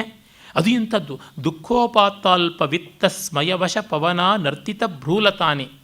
ಅವ್ರ ಹತ್ರ ಗಿಂಜಿಕೊಂಡು ಕಾಡಿ ಬೇಡಿ ಕಡೆಗೂ ಕವಡೆ ಕಾಸು ತೊಗೊಂಡು ಅದಕ್ಕೆ ನಾನು ಕೊಟ್ಟೆ ಅಂತ ಹೂಂಕರಿಸಿ ಹುಬ್ಬುಗಳನ್ನು ಮೇಲೆ ಕೆಳಗೆ ನರ್ತನ ಮಾಡೋ ಅಯೋಗ್ಯರ ಮುಖ ನೋಡೋದಕ್ಕೆ ನಾವು ಬದುಕಿರಬೇಕು. ಬೆಟ್ಟಗಳಿಲ್ವಾ, ಕೊರಕಗಳಿಲ್ವಾ, ಮರಗಳಿಲ್ವಾ, ಯಾವುದಿಲ್ಲ, ಗುಹೆಗಳಿಲ್ವಾ ಅಂತ ಕೇಳ್ತಾನೆ. ಅವನು ಬದುಕಿದವನು, ಆ ಕೆಚ್ಚಿದೆ. ಬದುಕದೆ ಹಿಂಗೆ ಕೇಳೋದಕ್ಕಾಗೋದಿಲ್ಲ. ನೋಡಿ, ಡಿ ವಿ ಗುಂಡಪ್ಪನವರು ತೀರಾ ಚಿಕ್ಕ ವಯಸ್ಸಿನಲ್ಲಿಯೇ ಒಂದು ಪತ್ರಿಕೆಯಲ್ಲಿ ಬಾತ್ಮೀದಾರರಾಗಿ ಕೆಲಸ ಮಾಡ್ತಾ ಇದ್ದವರು ಆಚೆಗೆ ಬಂದುಬಿಟ್ರು. ಇವರು ಕೊಟ್ಟ ವರದಿ ಪ್ರಾಮಾಣಿಕವಾಗಿತ್ತು. ಆದರೆ ಅವರು ಪ್ರಾಮಾಣಿಕವಾದ ವರದಿಯನ್ನು ಪ್ರಕಾಶನ ಮಾಡಿದ ಮೇಲೆ ಅಲ್ಲಿದ್ದ ಸೆಂಟ್ರಲ್ ಕಾಲೇಜಿನ ಹಾಸ್ಟೆಲ್ನಲ್ಲಿ ನಡೀತಾ ಇದ್ದ ಅವ್ಯವಹಾರವನ್ನು ಇವರು ಬಯಲಿಗೆಳೆದಿದ್ದರು. ಸೆಂಟ್ರಲ್ ಕಾಲೇಜಿನ ಹಾಸ್ಟೆಲ್ನ ವಾರ್ಡನ್ ಆಗಿದ್ದವರು ಮತ್ತು ಪ್ರಿನ್ಸಿಪಾಲ್ ಆಗಿದ್ದವರು ಈ ಹಾಸ್ಟೆಲ್ನ ದೌರಾಚಾರ್ಯ ಹೊರಕ್ಕೆ ಬಂದುಬಿಡುತ್ತದೆ ಅಂತ ಅವರು ಅಡುಗೆ ಭಟ್ಟನ ಜೊತೆಗೆ ಕಾಂಪ್ರಮೈಸ್ ಮಾಡಿಕೊಂಡು ಅಡುಗೆ ಭಟ್ಟನಿಗೆ ನಾನು ನಿನ್ನ ಅನೈತಿಕ ವ್ಯವಹಾರಕ್ಕೆ ಬೆಂಬಲವಾಗಿರ್ತೀನಿ, ಕಾಲೇಜ್ ಹೆಸರು ಪುಕಾರ ಆಗಬಾರ್ದು ಅಂತ ಒಪ್ಪಿಸಿಕೊಂಡು ಪತ್ರಿಕೆಯ ಮೇಲೆ ಕೋಲಾಹಲ ಮಾಡಿದ್ರು. ಸಂಪಾದಕರು ಅಂಜಿ ಕ್ಷಮೆ ಕೇಳಿದ್ರು, ಈ ವರದಿ ತಪ್ಪು ಅಂತ. ಇವರು ಹೊರಗೆ ಬಂದರು. ಅಯ್ಯೋ ಇದೇನು ಹೊಟ್ಟೆ ಬಟ್ಟೆಗೆ ಏನು ಮಾಡ್ತೀಯ, ಸಂಸಾರನೂ ಹೂಡಾಯ್ತಲ್ಲ ಅಂದರೆ ದೇಶೋ ವಿಶಾಲ ಪ್ರಭವಪ್ಯನಂತಹ ಅಂತಂದರು. ಇದು ಆ ಕೆಚ್ಚು. ಅವ್ರಿಗೆ ಹಾಗೆ ಬದುಕಿದ್ರು. ಏನು ಕಷ್ಟಪಟ್ಟರು ನಿಜ, ಕಷ್ಟಪಡೋದಕ್ಕೆ ಶಕ್ತಿ ಇದ್ದಲ್ಲಿ, ಮನಸ್ಸಿದ್ದಲ್ಲಿ ಅದು ಯಾವ ದೊಡ್ಡ ಸಂಗತಿಯೂ ಆಗುವಂಥದ್ದಲ್ಲ. ಯಾರನ್ನು ಒಲಿಸಿಕೊಳ್ಳೋದಕ್ಕೆ ಆಗುತ್ತದೆ? ಆ ಕಾರಣದಿಂದ ಹೇಳ್ತಾನೆ, ಈ ಶಬ್ದವೇ ಶಬ್ದ, ನರ್ತಿತ ಭ್ರೂಲತಾನಿ ಅಂತ. ಆ ಠೇಂಕಾರವಾಗಿ ಹುಬ್ಬುಗಳ ಮೇಲಕ್ಕೆ ಹೈಬ್ರೋ ಪರ್ಸನ್ಸ್, ಆ ಹುಬ್ಬುಗಳ ಕುಣಿತ ನೋಡೋದಕ್ಕೆ ಹೋಗಬೇಕು. ನಾವು ನೀಲಲೋಹಿತ ಶೈಲೂಷ ಭ್ರೂಲತಾ ಲಾಸ್ಯ ವಿಭ್ರಮವನ್ನು ನೋಡ್ತೀವಿ, ಇನ್ಯಾವುದೂ ಅಲ್ಲ ಅಂತಂತಾನೆ. ಗಂಗಾ ತರಂಗ ಹಿಮಶೀಕರ ಶೀತಲಾನಿ ವಿದ್ಯಾಧರಾಧ್ಯುಷಿತ ಚಾರು ಶಿಲಾತಲಾನಿ ಸ್ಥಾನಾನಿ ಕಿಂ ಹಿಮವತಃ ಪ್ರಲಯಂ ಗತಾನಿ ಯತ್ಸ್ವಾವಮಾನ ಪರಪಿಂಡರತಾ ಮನುಷ್ಯಾ. ಏನು ಗಂಗಾ ನದಿ ತೀರ ತರಂಗಗಳಿಂದ ರಮಣೀಯವಾದಂಥ ಶಿಲಾತಲಗಳು, ವಿದ್ಯಾಧರ ಅಪ್ಸರೆಯರೆಲ್ಲರೂ ಓಡಾಡ್ತಕ್ಕಂಥ ರಮಣೀಯವಾಗಿರುವಂತಹ ಆ ಪರ್ವತ ಸಾನು ಪ್ರದೇಶದ ಸೌಂದರ್ಯ, ಇದೆಲ್ಲ ಕೂಡ ಪ್ರಳಯಕ್ಕೆ ತುತ್ತಾಗಿ ನಾಶವಾಗಿ ಹೋಗಿದೆಯಾ? ಅಲ್ಲಿರೋಕ್ಕಾಗೋದಿಲ್ವ? ಯಾತಕ್ಕೆ ಈ ಅಹಂಕಾರಿಗಳ ಹತ್ರ, ಈ ರಾಜರುಗಳ ಹತ್ರ ಇರಬೇಕು ಅಂತ? ಸ್ವಯಂ ರಾಜನಾಗಿದ್ದವನು ಈ ಮಾತನ್ನು ಹೇಳ್ತಾ ಇದ್ದಾನೆ ಅಂತಂದರೆ ಎಕ್ಸ್ಟ್ರೀಮ್ಸನ್ನು ಕಂಡಿದ್ದಾನೆ, ಕಂಡಂತೆಯೇ ಕಂಡರಿಸಿದ್ದಾನೆ. ಇದು ಬಹಳ ಮುಖ್ಯವಾದದ್ದು. ತುಂಬ ದೊಡ್ಡ ಸಂಗತಿಯಲ್ಲ. ವೇದಾಂತ ದೇಶಿಕರ ವೈರಾಗ್ಯ ಪಂಚಕದಲ್ಲಿ ನೋಡ್ತೀವಲ್ಲ, ಶಿಲಂ ಕಿಮನಲಂ ಭವೇದನಲ ಮೌದರಂ ಬಾಧಿತು ಪಯ ಪ್ರಸತಿಪೂರಕಂ ಕಿಮುನ ಸಾರಸಂ ಧಾರಕಂ ಸಾರಸಂ ಅಯತ್ನ ಮಲಮಲ್ಲಕಂ ಪತಿ ಪಟಚ್ಚರಂ ಕಚ್ಚರಂ ಭಜಂತಿ ವಿಬುಧಾ ಮುದ ಹ್ಯಹ ಕುಕ್ಷಿತಃ. ಏನು ಈ ಹಾಳು ಹೊಟ್ಟೆಗೋಸ್ಕರವಾಗಿ ಇಷ್ಟ ಕಷ್ಟಪಡಬೇಕಾಗಿರೋದು? ದುರೀಶ್ವರದ್ವಾರ ಬಹಿರ್ವಿತರ್ದಿಕಾ ದುರಾಸಿಕಾಯೈ ರಚಿತೋಯ ಮಂಜಲಿ ಯದಂಜನಾಭಂ ನಿರಪಾಯಮಸ್ತಿಮೆ ಧನಂಜಯಸ್ಯಂದನ ಭೂಷಣಂ ಧನಂ. ನಮಗೆ ಕಾಲಮೇಘಾಭಿರಾಮನಾದಂಥ ಮಹಾವಿಷ್ಣು ಇದ್ದಾನೆ, ಕೃಷ್ಣ ಇದ್ದಾನೆ. ಆ ಅರ್ಜುನನ ರಥಕ್ಕೆ ಅಲಂಕಾರಭೂತವಾದಂಥ ಒಂದು ನೀಲಮಣಿ ಇದೆ, ಅದೇ ನಮ್ಮ ಆಸ್ತಿ, ಇನ್ಯಾವುದೂ ಅಲ್ಲ. ನಾನೇನೂ ಸಂಪಾದಿಸಲಿಲ್ಲ, ನಮ್ಮಪ್ಪ ಸಂಪಾದಿಸಿದ್ದೂ ಇಲ್ಲ. ಆದರೆ ನಮ್ಮ ಅಪ್ಪಂದ್ರ ಅಪ್ಪ ಬ್ರಹ್ಮ, ತಾತ ಇದ್ದಾನಲ್ಲ ಪಿತಾಮಹ, ಅವನು ಈ ವರದರಾಜಸ್ವಾಮಿ ಎನ್ನುವ ದೇವತೆಯನ್ನು ಕಂಚಿಯ ಹಸ್ತಿಶೈಲದ ಮೇಲೆ ಸಂಪಾದಿಸಿಟ್ಟು ಹೋಗಿದ್ದಾನೆ. ಅದು ಸಾಕು. ನಾಸ್ತಿ ಪಿತ್ರಾರ್ಜಿತಂ ಕಿಂಚಿನ್ ನಮಯಾ ಕಿಂಚಿತ್ ಅರ್ಜಿತಂ ಅಸ್ತಿ ಮೇ ಹಸ್ತಿಶೈಲಾಗ್ರೆ ವಸ್ತು ಪೈತಾಮಹಂ ಧನಂ ಅಂತಂದರು. ಈ ದೃಷ್ಟಿಯಿಂದ ನೋಡಿದಾಗ ಅವ್ರು ಹಾಗೆ ಬದುಕಿದ್ರು. ಅವರು ಭಿಕ್ಷಾಟನೆಗೆ ಹೋದಾಗ ಯಾರೋ ಇವರು ಪಾಪ ಕಷ್ಟಪಡ್ತಾರಲ್ಲ ಅಂಥೇಳಿ ರತ್ನಮಣಿಗಳನ್ನು ಬಂಗಾರವನ್ನು ಸೇರಿಸಿ ಅಕ್ಕಿನ ಹುಯ್ದರು. ಇವರು ಭಗವನ್ನಾಮ ಸ್ಮರಣೆ ಮಾಡಿಕೊಂಡು ನಿಗಮಾಂತ ದೇಶಿಕರು ಜವಳಿಗೆ ಇಟ್ಕೊಂಡು ಹೋದರು. ಮನೆಗೆ ಬಂದರು, ಅದನ್ನು ಹೆಂಡತಿ ಮುಂದೆ ಸುರುವುದರು. ರತ್ನಗಳು ಬಂಗಾರ ಎಲ್ಲ ಬಂತು. ಆ ಸಾಧ್ವಿ ಮಣಿ ಇನ್ನೆಂಥವಳು, ಇದೇನು ಹುಳ ಬಿದ್ದಿರೋ ಅಕ್ಕಿ ತಂದಿದ್ದೀರಲ್ಲ, ಬೀದಿಗೆ ಎಸಿತೀನಿ, ತೊಗೊಂಡೋಗಿ ಬೀದಿಗೆ ಎಸೆದ್ರು. ಅಂದರೆ ಈ ಎಕ್ಸ್ಟ್ರೀಮ್ ಪಾವರ್ಟಿನ ಒಪ್ಪಿಕೊಳ್ಳಬೇಕಾ? ಈ ಅಹಂಕಾರ ಯಾಕೆ ಅಂತ. ಆದರೆ ಎಲ್ಲರೂ ಸಮಾಜದಲ್ಲಿ ಇರಬೇಕಾಗಿಲ್ಲವಾದರೂ ಲೋಕಕ್ಕೆ ಒಂದು ಎಚ್ಚರಿಕೆ ಇರಬೇಕು. ನೋಡಿ, ಕೆಲವರನ್ನಂತೂ ದುಡ್ಡಿನಿಂದಲೋ ಸ್ಥಾನದಿಂದಲೋ ಬೆದರಿಕೆಯಿಂದಲೋ ವಶೀಕರಣ ಮಾಡ್ಕೊಳ್ಳೋಕ್ಕಾಗೋಲ್ಲ ಅಂತ. ರುಬಿಯಾ ಮೊದಲಾದಂಥ ದೊಡ್ಡ ಆ ಉನ್ನತವಾದ ಅನುಭವದಲ್ಲಿದ್ದಂಥ ಸೂಫಿಗಳನ್ನು ಮತಾಂಧರಾದ ಮುಸ್ಲಿಮರು ಅಂಗುಲಂಗುಲವಾಗಿ ಕತ್ತರಿಸಿದ್ರು. ಅವರು ಹೇಳಿದ್ರು, ಮನ್ಸೂರ್ ಮೊದಲಾದವರೆಲ್ಲ, ನೀವು ನನ್ನ ಬೆರಳನ್ನು ಕತ್ತರಿಸ್ತೀಯ ಹೊರತು ನನ್ನ ಚೈತನ್ಯವನ್ನು ಕತ್ತರಿಸೋಕ್ಕಾಗುತ್ತೇನೋ, ಏನೂ ಮಾಡೋಕ್ಕಾಗೋಲ್ಲ ಅಂತ. ಶೇಖ್ ಸಾದಿ ದೊಡ್ಡ ಕವಿ, ಅವನನ್ನು ಮತ್ತು ಪ್ರಸಿದ್ಧನಾದಂಥ ಫಿರ್ದೂಸಿ ದೊಡ್ಡ ಕವಿ, ಇವನು ಅಲಾವುದ್ದೀನ್ ಖಿಲ್ಜಿ ಅಲ್ಲ, ಗಜ್ನಿ ಮೊಹಮ್ಮದ್, ಅವನಿಗೆ ಕವಿತ್ವ ಬರೆಯೋ ಹುಚ್ಚಿತ್ತಂತೆ.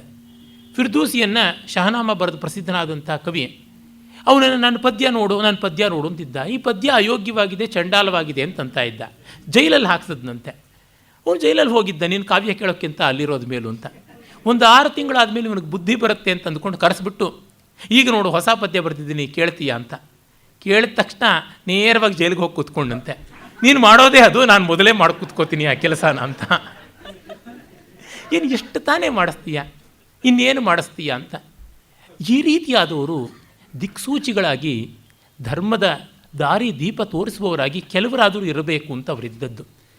ಹೀಗಾಗಿ ದೇಶಿಕರಂಥವರಲ್ಲಿ, ತ್ಯಾಗರಾಜರಂಥವರಲ್ಲಿ ಅದನ್ನು ನಾವು ಕಾಣ್ತೀವಿ. ಅನಂತ ಪದ್ಮನಾಭಸ್ವಾಮಿಯ ಮಹಾಭಕ್ತರಾಗಿದ್ದ ಸ್ವಾತಿ ತಿರುನಾಳರಿದ್ದರು. ಅವರು ವಡಿವೇಲೂರನ್ನ ಕಳಿಸಿ, ನಮ್ಮ ಆಸ್ಥಾನಕ್ಕೆ ನೀವು ಬರಬೇಕು ಅಂತಂದರು. ಆದರೆ ಅವರು ಆ್ಯಸ್ ಎ ಪಾಲಿಸಿ ಮ್ಯಾಟರ್ ಯಾವ ರಾಜಾಸ್ಥಾನಗಳಿಗೂ ಹೋಗಲ್ಲ ಅಂದ್ಕೊಂಡಿದ್ರು. ಇಲ್ಲದೇ ಇದ್ದರೆ ಪಕ್ಕದಲ್ಲೇ ಕಾವೇರಿ ನದಿ ಆ ದಡದಲ್ಲೇ ಇದ್ದಂಥ ಶರಭೋಜಿ ಆಸ್ಥಾನಕ್ಕೆ ಹೋಗ್ಬೋದಾಗಿತ್ತು. ಏನೂ ಬೇಡ, ಏನೂ ಪಡೆಯದೇ ಹೋಗ್ಬೋದಾಗಿತ್ತು. ಬೇಡ, ಒಬ್ಬರ ಮನೆಗೆ ಅರಮನೆಗಳಿಗೆ ಕಾಲಿಡೋದು ಬೇಡ ಅಂತ. ಈ ಪಾಲಿಸೀಸನ್ನು ತುಂಬ ಕೆದಕ್ತಾ ಹೋದರೆ ಯಾವುದಕ್ಕೂ ಅರ್ಥ ಇಲ್ಲ. ಹಾಗೆ ಕಂಡಾಗ ಕೆದಕ್ತಾ ಬಂದರೆ ಬದುಕಿಗೆ ಅರ್ಥ ಇರೋದಿಲ್ಲ. ಎಲ್ಲಿಯೋ ಒಂದು ಕಡೆ ಅದನ್ನೊಂದು ಶಿಸ್ತು ಅಂತ ಇಟ್ಕೊಳ್ಬೇಕಾಗುತ್ತದೆ. ನಾನು ರಾಜರುಗಳಿಂದ ಸನ್ಮಾನ ಸ್ವೀಕರಿಸೋಲ್ಲ, ಅಷ್ಟೇ, ಮುಗೀತಲ್ಲಿಗೆ ಕಥೆ ಹೇಳಿಬಿಟ್ರು. ಅವರ ಉಪಾಸ್ಯ ದೈವವಾದ ಪದ್ಮನಾಭನೂ ನನ್ನ ಉಪಾಸ್ಯ ದೇವನಾದ ರಾಮನೂ ಒಬ್ಬನೇ, ಅಲ್ಲಿ ಮೀಟ್ ಮಾಡೋಣ, ಆ ಆಸ್ಥಾನದಲ್ಲಿ ಮೀಟ್ ಮಾಡೋಣ, ಈ ಆಸ್ಥಾನದಲ್ಲಿ ಬೇಡ ಅಂತಂದರು. ಅಂದರೆ ಸ್ವಾತಿ ತಿರ್ನಾಳರು ತ್ಯಾಗರಾಜರ ಭಾವವನ್ನು ಕಂಡುಕೊಂಡು ಬಂದಿದ್ದರೆ ಆಗ್ತಾ ಇತ್ತೋ ಏನೋ. ಇಬ್ಬರೂ ದೊಡ್ಡವರೇ, ಸಂದೇಹವಿಲ್ಲ. ಸ್ವಾತಿ ತಿರ್ನಾಳರಿಗೆ ಏನು ತೊಂದರೆ ಇತ್ತೋ ಏನೋ ಗೊತ್ತಿಲ್ಲ. ಆದರೆ ಇಂಥವರು ಕೆಲವರು ನಿಲ್ಲದೇ ಇದ್ದರೆ ಮಿಕ್ಕವರಿಗೆ ಬದುಕಿನಲ್ಲಿ ನಿಲ್ಲುವಷ್ಟು ತ್ರಾಣ ಬರೋದಿಲ್ಲ. ಅದಕ್ಕೋಸ್ಕರವಾಗಿ ಇರಬೇಕಾಗುತ್ತದೆ. ಕಂಬ ಒಂದು ಮನೆಯ ತೊಲೆಗಳೆಲ್ಲದರ ಭಾರವನ್ನು ಹೊತ್ತು ಹಗಲೂ ರಾತ್ರಿ ನಿಂತುಕೊಳ್ಳದೇ ಇದ್ದರೆ ನಾವ್ಯಾರೂ ಅದರ ಕೆಳಗೆ ನೆಮ್ಮದಿಯಾಗಿ ಮಲಗೋಕ್ಕಾಗೋಲ್ಲ. ಕಂಬ ಯಾಕೆ ಹಾಗೆ ನಿಂತಿದೆ ಅಂತಂದರೆ ಕಂಬ ನಿಲ್ಲಲೇಬೇಕು, ಬೇರೆ ದಾರಿ ಇಲ್ಲ. ಭೀಮಸೇನ್ ಜೋಶಿ ಹೇಳ್ತಾ ಇದ್ರಂತೆ, ತುಂಬ ದೊಡ್ಡ ಇಂದೋರ್ ಘರಾನ ಅನ್ನುವ ಒಂದು ಶೈಲಿಯನ್ನೇ ನಿರೂಪಣೆ ಮಾಡಿದಂತಹ ದೊಡ್ಡ ವಿದ್ವಾಂಸರು ಅಮೀರ್ ಖಾನ್ ಇದ್ರಲ್ಲ, ಅವರಿಗೆ ನಾವು ಜನರಿಗಾಗಿ ಹಾಡ್ತೀವಿ, ನೀವು ನಮಗಾಗಿ ಹಾಡ್ತೀರಾ ಅಂತ. ಆ ಥರ ಎಲ್ಲಿಯೋ ಒಂದು ಮಾಸ್ಟರ್ ರೆಫರೆನ್ಸ್ ಬೇಕಾಗುತ್ತದೆ. ತುಂಬ ಜನ ಇರೋಕ್ಕಾಗೋಲ್ಲ. ಆದರೆ ಇದ್ದವರ ಬಗ್ಗೆ ಗೌರವ ಮಿಕ್ಕವರಿಗೆ ಬೇಕು. ಭರ್ತೃಹರಿ ಆ ಸ್ಟ್ಯಾಂಡರ್ಡ್ಸು, ಆ ಮಾನವನ್ನು, ಅಳತೆಯನ್ನು ಕೊಡ್ತಾ ಇದ್ದಾನೆ. ಇದನ್ನು ನಾವು ಗಮನದಲ್ಲಿಟ್ಟುಕೊಳ್ಬೇಕು. ಜೀರ್ಣಾಕಂತ ತತಃಕಿಂ ಸಿತಮಮಲಪಟಂ ಪಟ್ಟಸೂತ್ರಂ ತತಃಕಿಂ ಏಕಾಭಾರ್ಯ ತತಃಕಿಂ ಹಯಕರಿ ಸುಗುಣೈ ಆವೃತೋ ವಾ ತತಃಕಿಂ ಭಕ್ತಂ ಭುಕ್ತಂ ತತಃಕಿಂ ಕದಶನಮಥವಾ ವಾಸರಾಂತೆ ತತಃಕಿಂ ವ್ಯಕ್ತರ್ಜ್ಯೋತಿರ್ನಚಾಂತರ್ಮಥಿತ ಭವಭಯಂ ವೈಭವಂ ವಾ ತತಃಕಿಂ. ಇಲ್ಲಿ ನೋಡಿ, ಸುಮ್ಮನೆ ವೈರಾಗ್ಯ ಅಂತ ಏನೂ ಇಲ್ಲದೆ ಎಲ್ಲವನ್ನ ದೂರ ಮಾಡಿಕೊಂಡು ಬದುಕುವುದಷ್ಟೇ ಪರಮ ತಾತ್ಪರ್ಯವಲ್ಲ ಅನ್ನೋ ಮಾತನ್ನು ಹೇಳ್ತಾನೆ. ಹರಕು ಬಟ್ಟೆ ಉಟ್ಕೊಂಡಿದ್ದೀವಿ, ನಾರು ಬಟ್ಟೆ ಉಟ್ಟಿದ್ದೀವಿ, ಕಾವಿ ತೊಟ್ಟಿದ್ದೀವಿ, ಆಯಿತು. ಆಮೇಲೇನು? ಸಿತಮಮಲಪಟಂ ಪಟ್ಟಸೂತ್ರಂ ತತಃಕಿಂ, ಒಳ್ಳೆಯ ದಿವ್ಯವಾದಂಥ ದುಕೂಲವನ್ನು, ಧವಳ ದುಕೂಲ ವಸ್ತ್ರಗಳನ್ನು, ಚೀನಾಂಬರಗಳನ್ನು, ಕೌಶೇಯವನ್ನು, ಪತ್ರೋರ್ಣವನ್ನು ಎಲ್ಲ ಉಟ್ಟಿದ್ದಾಗಿದೆ. ತತಃಕಿಂ ಏಕಾಭಾರ್ಯ ತತಃಕಿಂ, ತುಂಬ ಶೀಲ ಸೌಶೀಲ್ಯಗಳಿಂದ ಕೂಡಿ ಏಕಪತ್ನಿ ವ್ರತಸ್ಥರಾಗಿದ್ದಾರೆ, ಅದನ್ನೂ ಬಿಟ್ಟು ಕೂತಿದ್ದಾರೆ, ವೈರಾಗ್ಯಶಾಲಿಗಳಾಗಿದ್ದಾರೆ. ಹಯಕರಿ ಸುಗುಣೈ ಆವೃತಃ ತತಃಕಿಂ, ಕುದುರೆ, ಆನೆ, ರಥ ಇತ್ಯಾದಿ ವೈಭವ ಇದೆ, ಅದು ಏನೂ ಇಲ್ಲದೆ ಓಡಾಟವೂ ಮಾಡುವುದಾಗಿದೆ. ಭಕ್ತಂ ಭುಕ್ತಂ ತತಃಕಿಂ, ಒಳ್ಳೆ ಪಕ್ವಾನ್ನಗಳನ್ನು ನಾವು ಹೇಳ್ತೀವಲ್ಲ, ಭಕ್ಷ್ಯ ಭೋಜ್ಯ ಚೋಷ್ಯ ಲೇಹ್ಯ ಅಂತ ಚತುರ್ವಿಧಾನಗಳನ್ನು ಮತ್ತು ಅನನ್ಯವಾದ ಪಾನೀಯಗಳನ್ನು ಎಲ್ಲ ಸ್ವೀಕರಿಸಿದ್ದಾಗಿದೆ. ಕದಶನ ಅಥವಾ ಯಾವುದೋ ಒಂದು ಸೀಕಲು ಬಾಕಲು ಎಂಥದ್ದೋ ಒಂದು ಗಡ್ಡೆ ಗೆಣಸು ಹಣ್ಣು ಹಂಪಲು ತಿಂದದ್ದಾಗಿದೆ. ಆದರೆ ಈ ಯಾವುದೇ ರೀತಿ ಬದುಕಿದ್ರೂ ಕಡೆಯಲ್ಲಿ ವ್ಯಕ್ತಜ್ಯೋತಿ ನಚಾಂತರ್ಮಥಿತ ಭವಭಯಂ ವೈಭವಂ ವಾ ತತಃಕಿಂ, ಅಂತರಂಗದಲ್ಲಿ ದಿವ್ಯಜ್ಯೋತಿ ಅನ್ನೋದು, ಆತ್ಮಸಾಕ್ಷಾತ್ಕಾರ ಅನ್ನೋದು ಆಗದೇ ಇದ್ದರೆ ಹೇಗೆ ಬದುಕಿದ್ರೂ ಪ್ರಯೋಜನವಿಲ್ಲ ಅಂತ. ಅವಿಜ್ಞಾತೆ ಪರೇ ತತ್ವೇ ಶಾಸ್ತ್ರಾಧೀತಿಸ್ತು ನಿಷ್ಫಲ, ವಿಜ್ಞಾತೇಪಿ ಪರೇ ತತ್ವೇ ಶಾಸ್ತ್ರಾಧೀತಿಸ್ತು ನಿಷ್ಫಲ. ಇದನ್ನು ತಿಳ್ಕೊಂಡ ಮೇಲೆ ಎಲ್ಲ ವೃಥ, ತಿಳ್ಕೊಳ್ಳದೇ ಇದ್ದ ಮೇಲೂ ಎಲ್ಲ ವೃಥ. ಹಾಗಾಗಿ ವೇಷಮಾತ್ರದ ವೈರಾಗ್ಯ ಯಾವ ಪ್ರಯೋಜನಕ್ಕೂ ಬರುವಂಥದ್ದಲ್ಲ. ಭಾವನಿಷ್ಠವಾದ ವೈರಾಗ್ಯ ಬೇಕು. ಜನಕನಂಥವರು ರಾಜರಾಗಿದ್ದರೂ ಋಷಿಗಳಾಗಿದ್ದರು.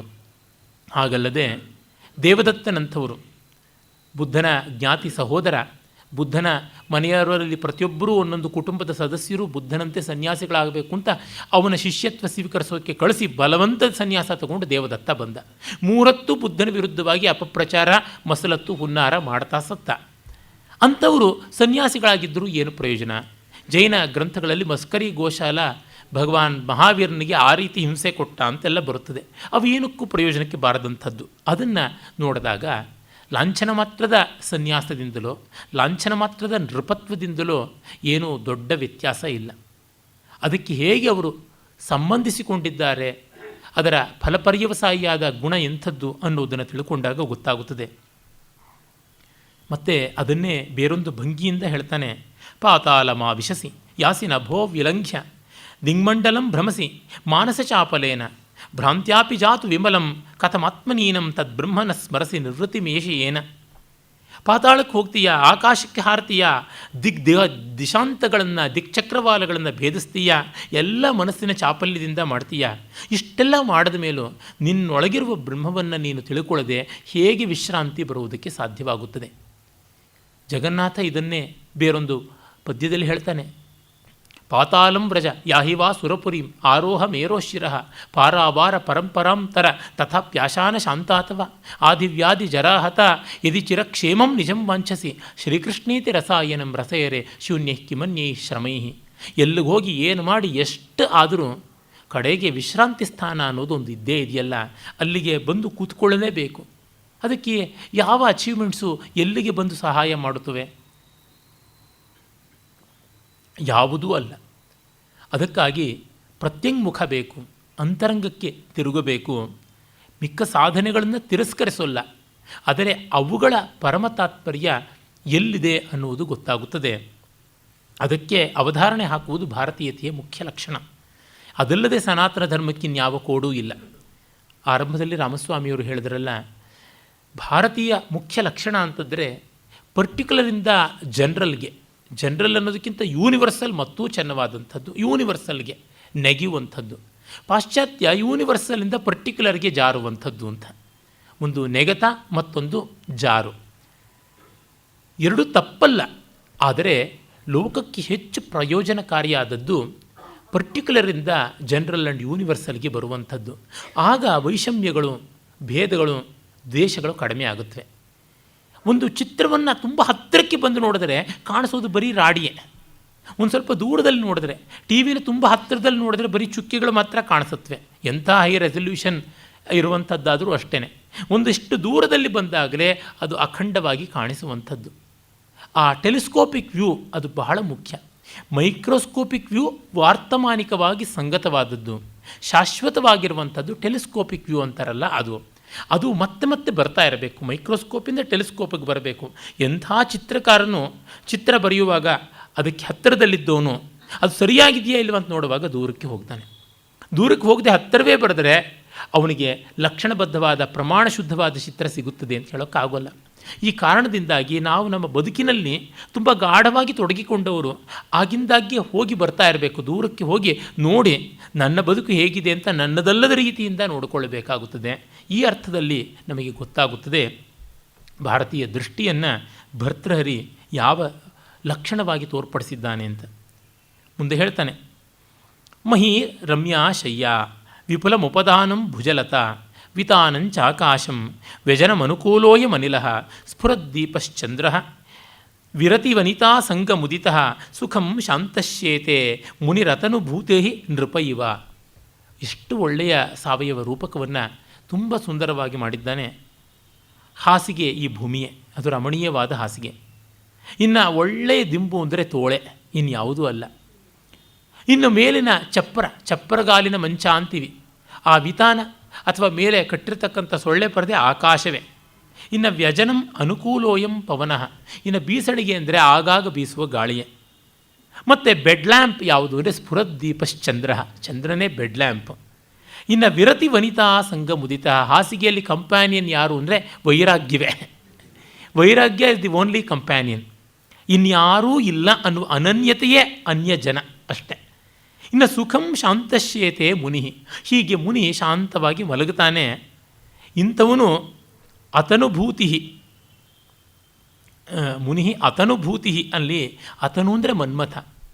ಈ ರೀತಿಯಾಗಿ ಮನ್ಮಥನ ಆರಾಧನೆಯನ್ನು ಮಾಡ್ತಾನೆ, ರಾಜನ ಹಾಗೆ ಮಲಗುತ್ತಾನೆ ಅಂತ. ನೃಪೈವ ಶೇತೆ ಸುಖಂ ಅಂತಂತಾನೆ. ಇದು ತುಂಬ ಕಷ್ಟದ ಒಂದು ನೆಲೆ, ಆದರೆ ಯಾರೂ ಇಷ್ಟಪಡಬೇಕಾದದ್ದು. ಯಾಕೆಂದರೆ ಪಾರತಂತ್ರ್ಯ ಪರಾವಲಂಬನೆಗಿಂತ ಮಿಗಿಲಾದ ಸಂಕಟ ಮತ್ತೊಂದಿಲ್ಲ. ಅದರೊಳಗೂ ಮಿಕ್ಕೆಲ್ಲ ಪರಾವಲಂಬನೆಗಿಂತಲೂ, ಅರ್ಥಲೋಕದ ಪರಾವಲಂಬನೆಗಿಂತಲೂ ಕಾಮಲೋಕದ ಪರಾವಲಂಬನೆ ತುಂಬ ಕಷ್ಟ.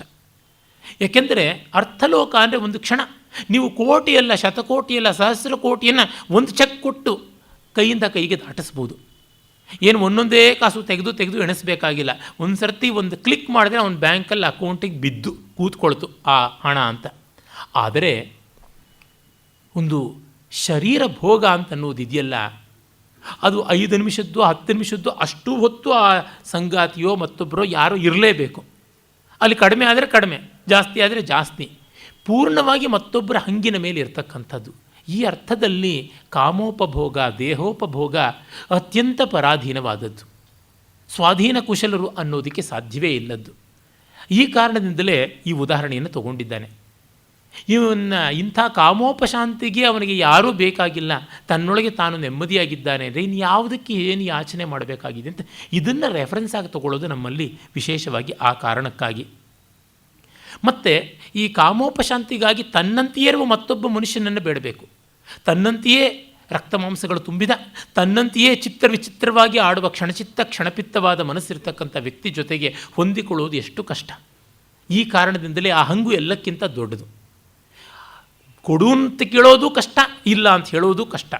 ಕೊಡು ಅಂತ ಕೇಳಿ ಪೂರ್ಣವಾಗಿ ಪಡ್ಕೊಳ್ಳೋದು ಕಷ್ಟ, ತಗೋ ಅಂತ ಹೇಳ್ಬಿಟ್ಟು ಪೂರ್ಣವಾಗಿ ಕೊಡುವುದು ಕಷ್ಟ. ಈ ರೀತಿಯಾದ ಅತಂತ್ರತೆ ಅದಕ್ಕೆ ಇರುವುದರಿಂದಲೇ ಅದಕ್ಕಿಂತ ದೊಡ್ಡ ಹಂಗು ಯಾವುದೂ ಇಲ್ಲ. ಯಾರು ಅದನ್ನು ಮೀರಿದರೋ ಅವರು ನಿಜವಾಗಿ ಎಲ್ಲವನ್ನೂ ಮೀರಿದ್ದಾರೆ. ಆ ಒಂದು ಹಂತದಲ್ಲಿ ಭರ್ತೃಹರಿ ನಿಂತು ಹೇಳ್ತಾನೆ ಅಂದರೆ ಅವನ ಹೆಂಡತಿ ಅವನಿಗೆ ಎಂಥ ದೊಡ್ಡ ಪಾಠ ಕಲಿಸಿರಬೇಕು. ಯಾಂ ಚಿಂತೆಯಾಮಿ ಸತತಂ, ಇಲ್ಲಿಗೆ ನೋಡಿ ಅನ್ವಯ ಆಗಿ ಬರುತ್ತದೆ. ಬ್ರಹ್ಮಾಂಡ ಮಂಡಲಿ ಮಾತ್ರಂ ಕಿಂ ಲೋಭಾಯ ಮನಸ್ವಿನಃ ಶಪರೀ ಸ್ಫುರಿತೇನಾಬ್ಧೆ ಕ್ಷುಬ್ಧತಾ ಜಾತು ಜಾಯತೆ. ಈ ವೈರಾಗ್ಯ ಚಕ್ರವರ್ತಿಗೆ ಜಗತ್ತೇ ಏನಾದರೂ ತೊಂದರೆ ಇಲ್ಲ. ಒಂದು ಕ್ಷುದ್ರವಾದ ಮೀನು, ಈ ಸಣ್ಣ ಸಣ್ಣ ಮೀನುಗಳು ಗೋಲ್ಡ್ ಫಿಶ್ ಅಂತಾರಲ್ಲ, ಆ ಥರದ್ದು ಪುಣಕ್ಕಂತ ಸಮುದ್ರದಲ್ಲಿ ಹಾಗೆ ತಿರುಗಿದ್ರೆ ಸಮುದ್ರಕ್ಕೆ ಏನಾದರೂ ಕ್ಷೋಭೆ ಉಂಟಾಗುತ್ತದೆಯಾ ಅಂತ.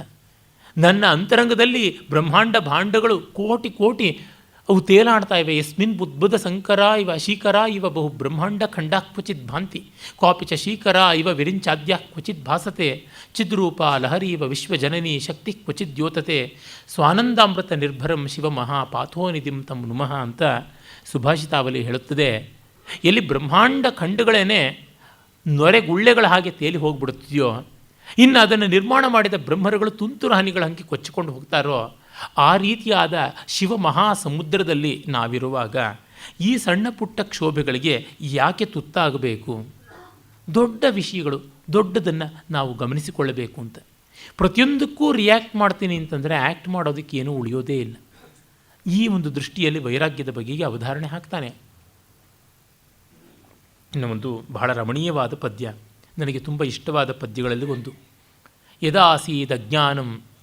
ಇದು ಇಲ್ಲಿಯೂ ಬರುವಂಥದ್ದು, ನೀತಿ ಶತಕದಲ್ಲಿಯೂ, ಆದರೆ ಸ್ವಲ್ಪ ಬೇರೆ. ಅದಕ್ಕಿಂತ ಇದು ಭವ್ಯವಾದದ್ದು, ವೈರಾಗ್ಯ ಶತಕದ ಯೋಗ್ಯತೆಗೆ ತಕ್ಕನಾದದ್ದು.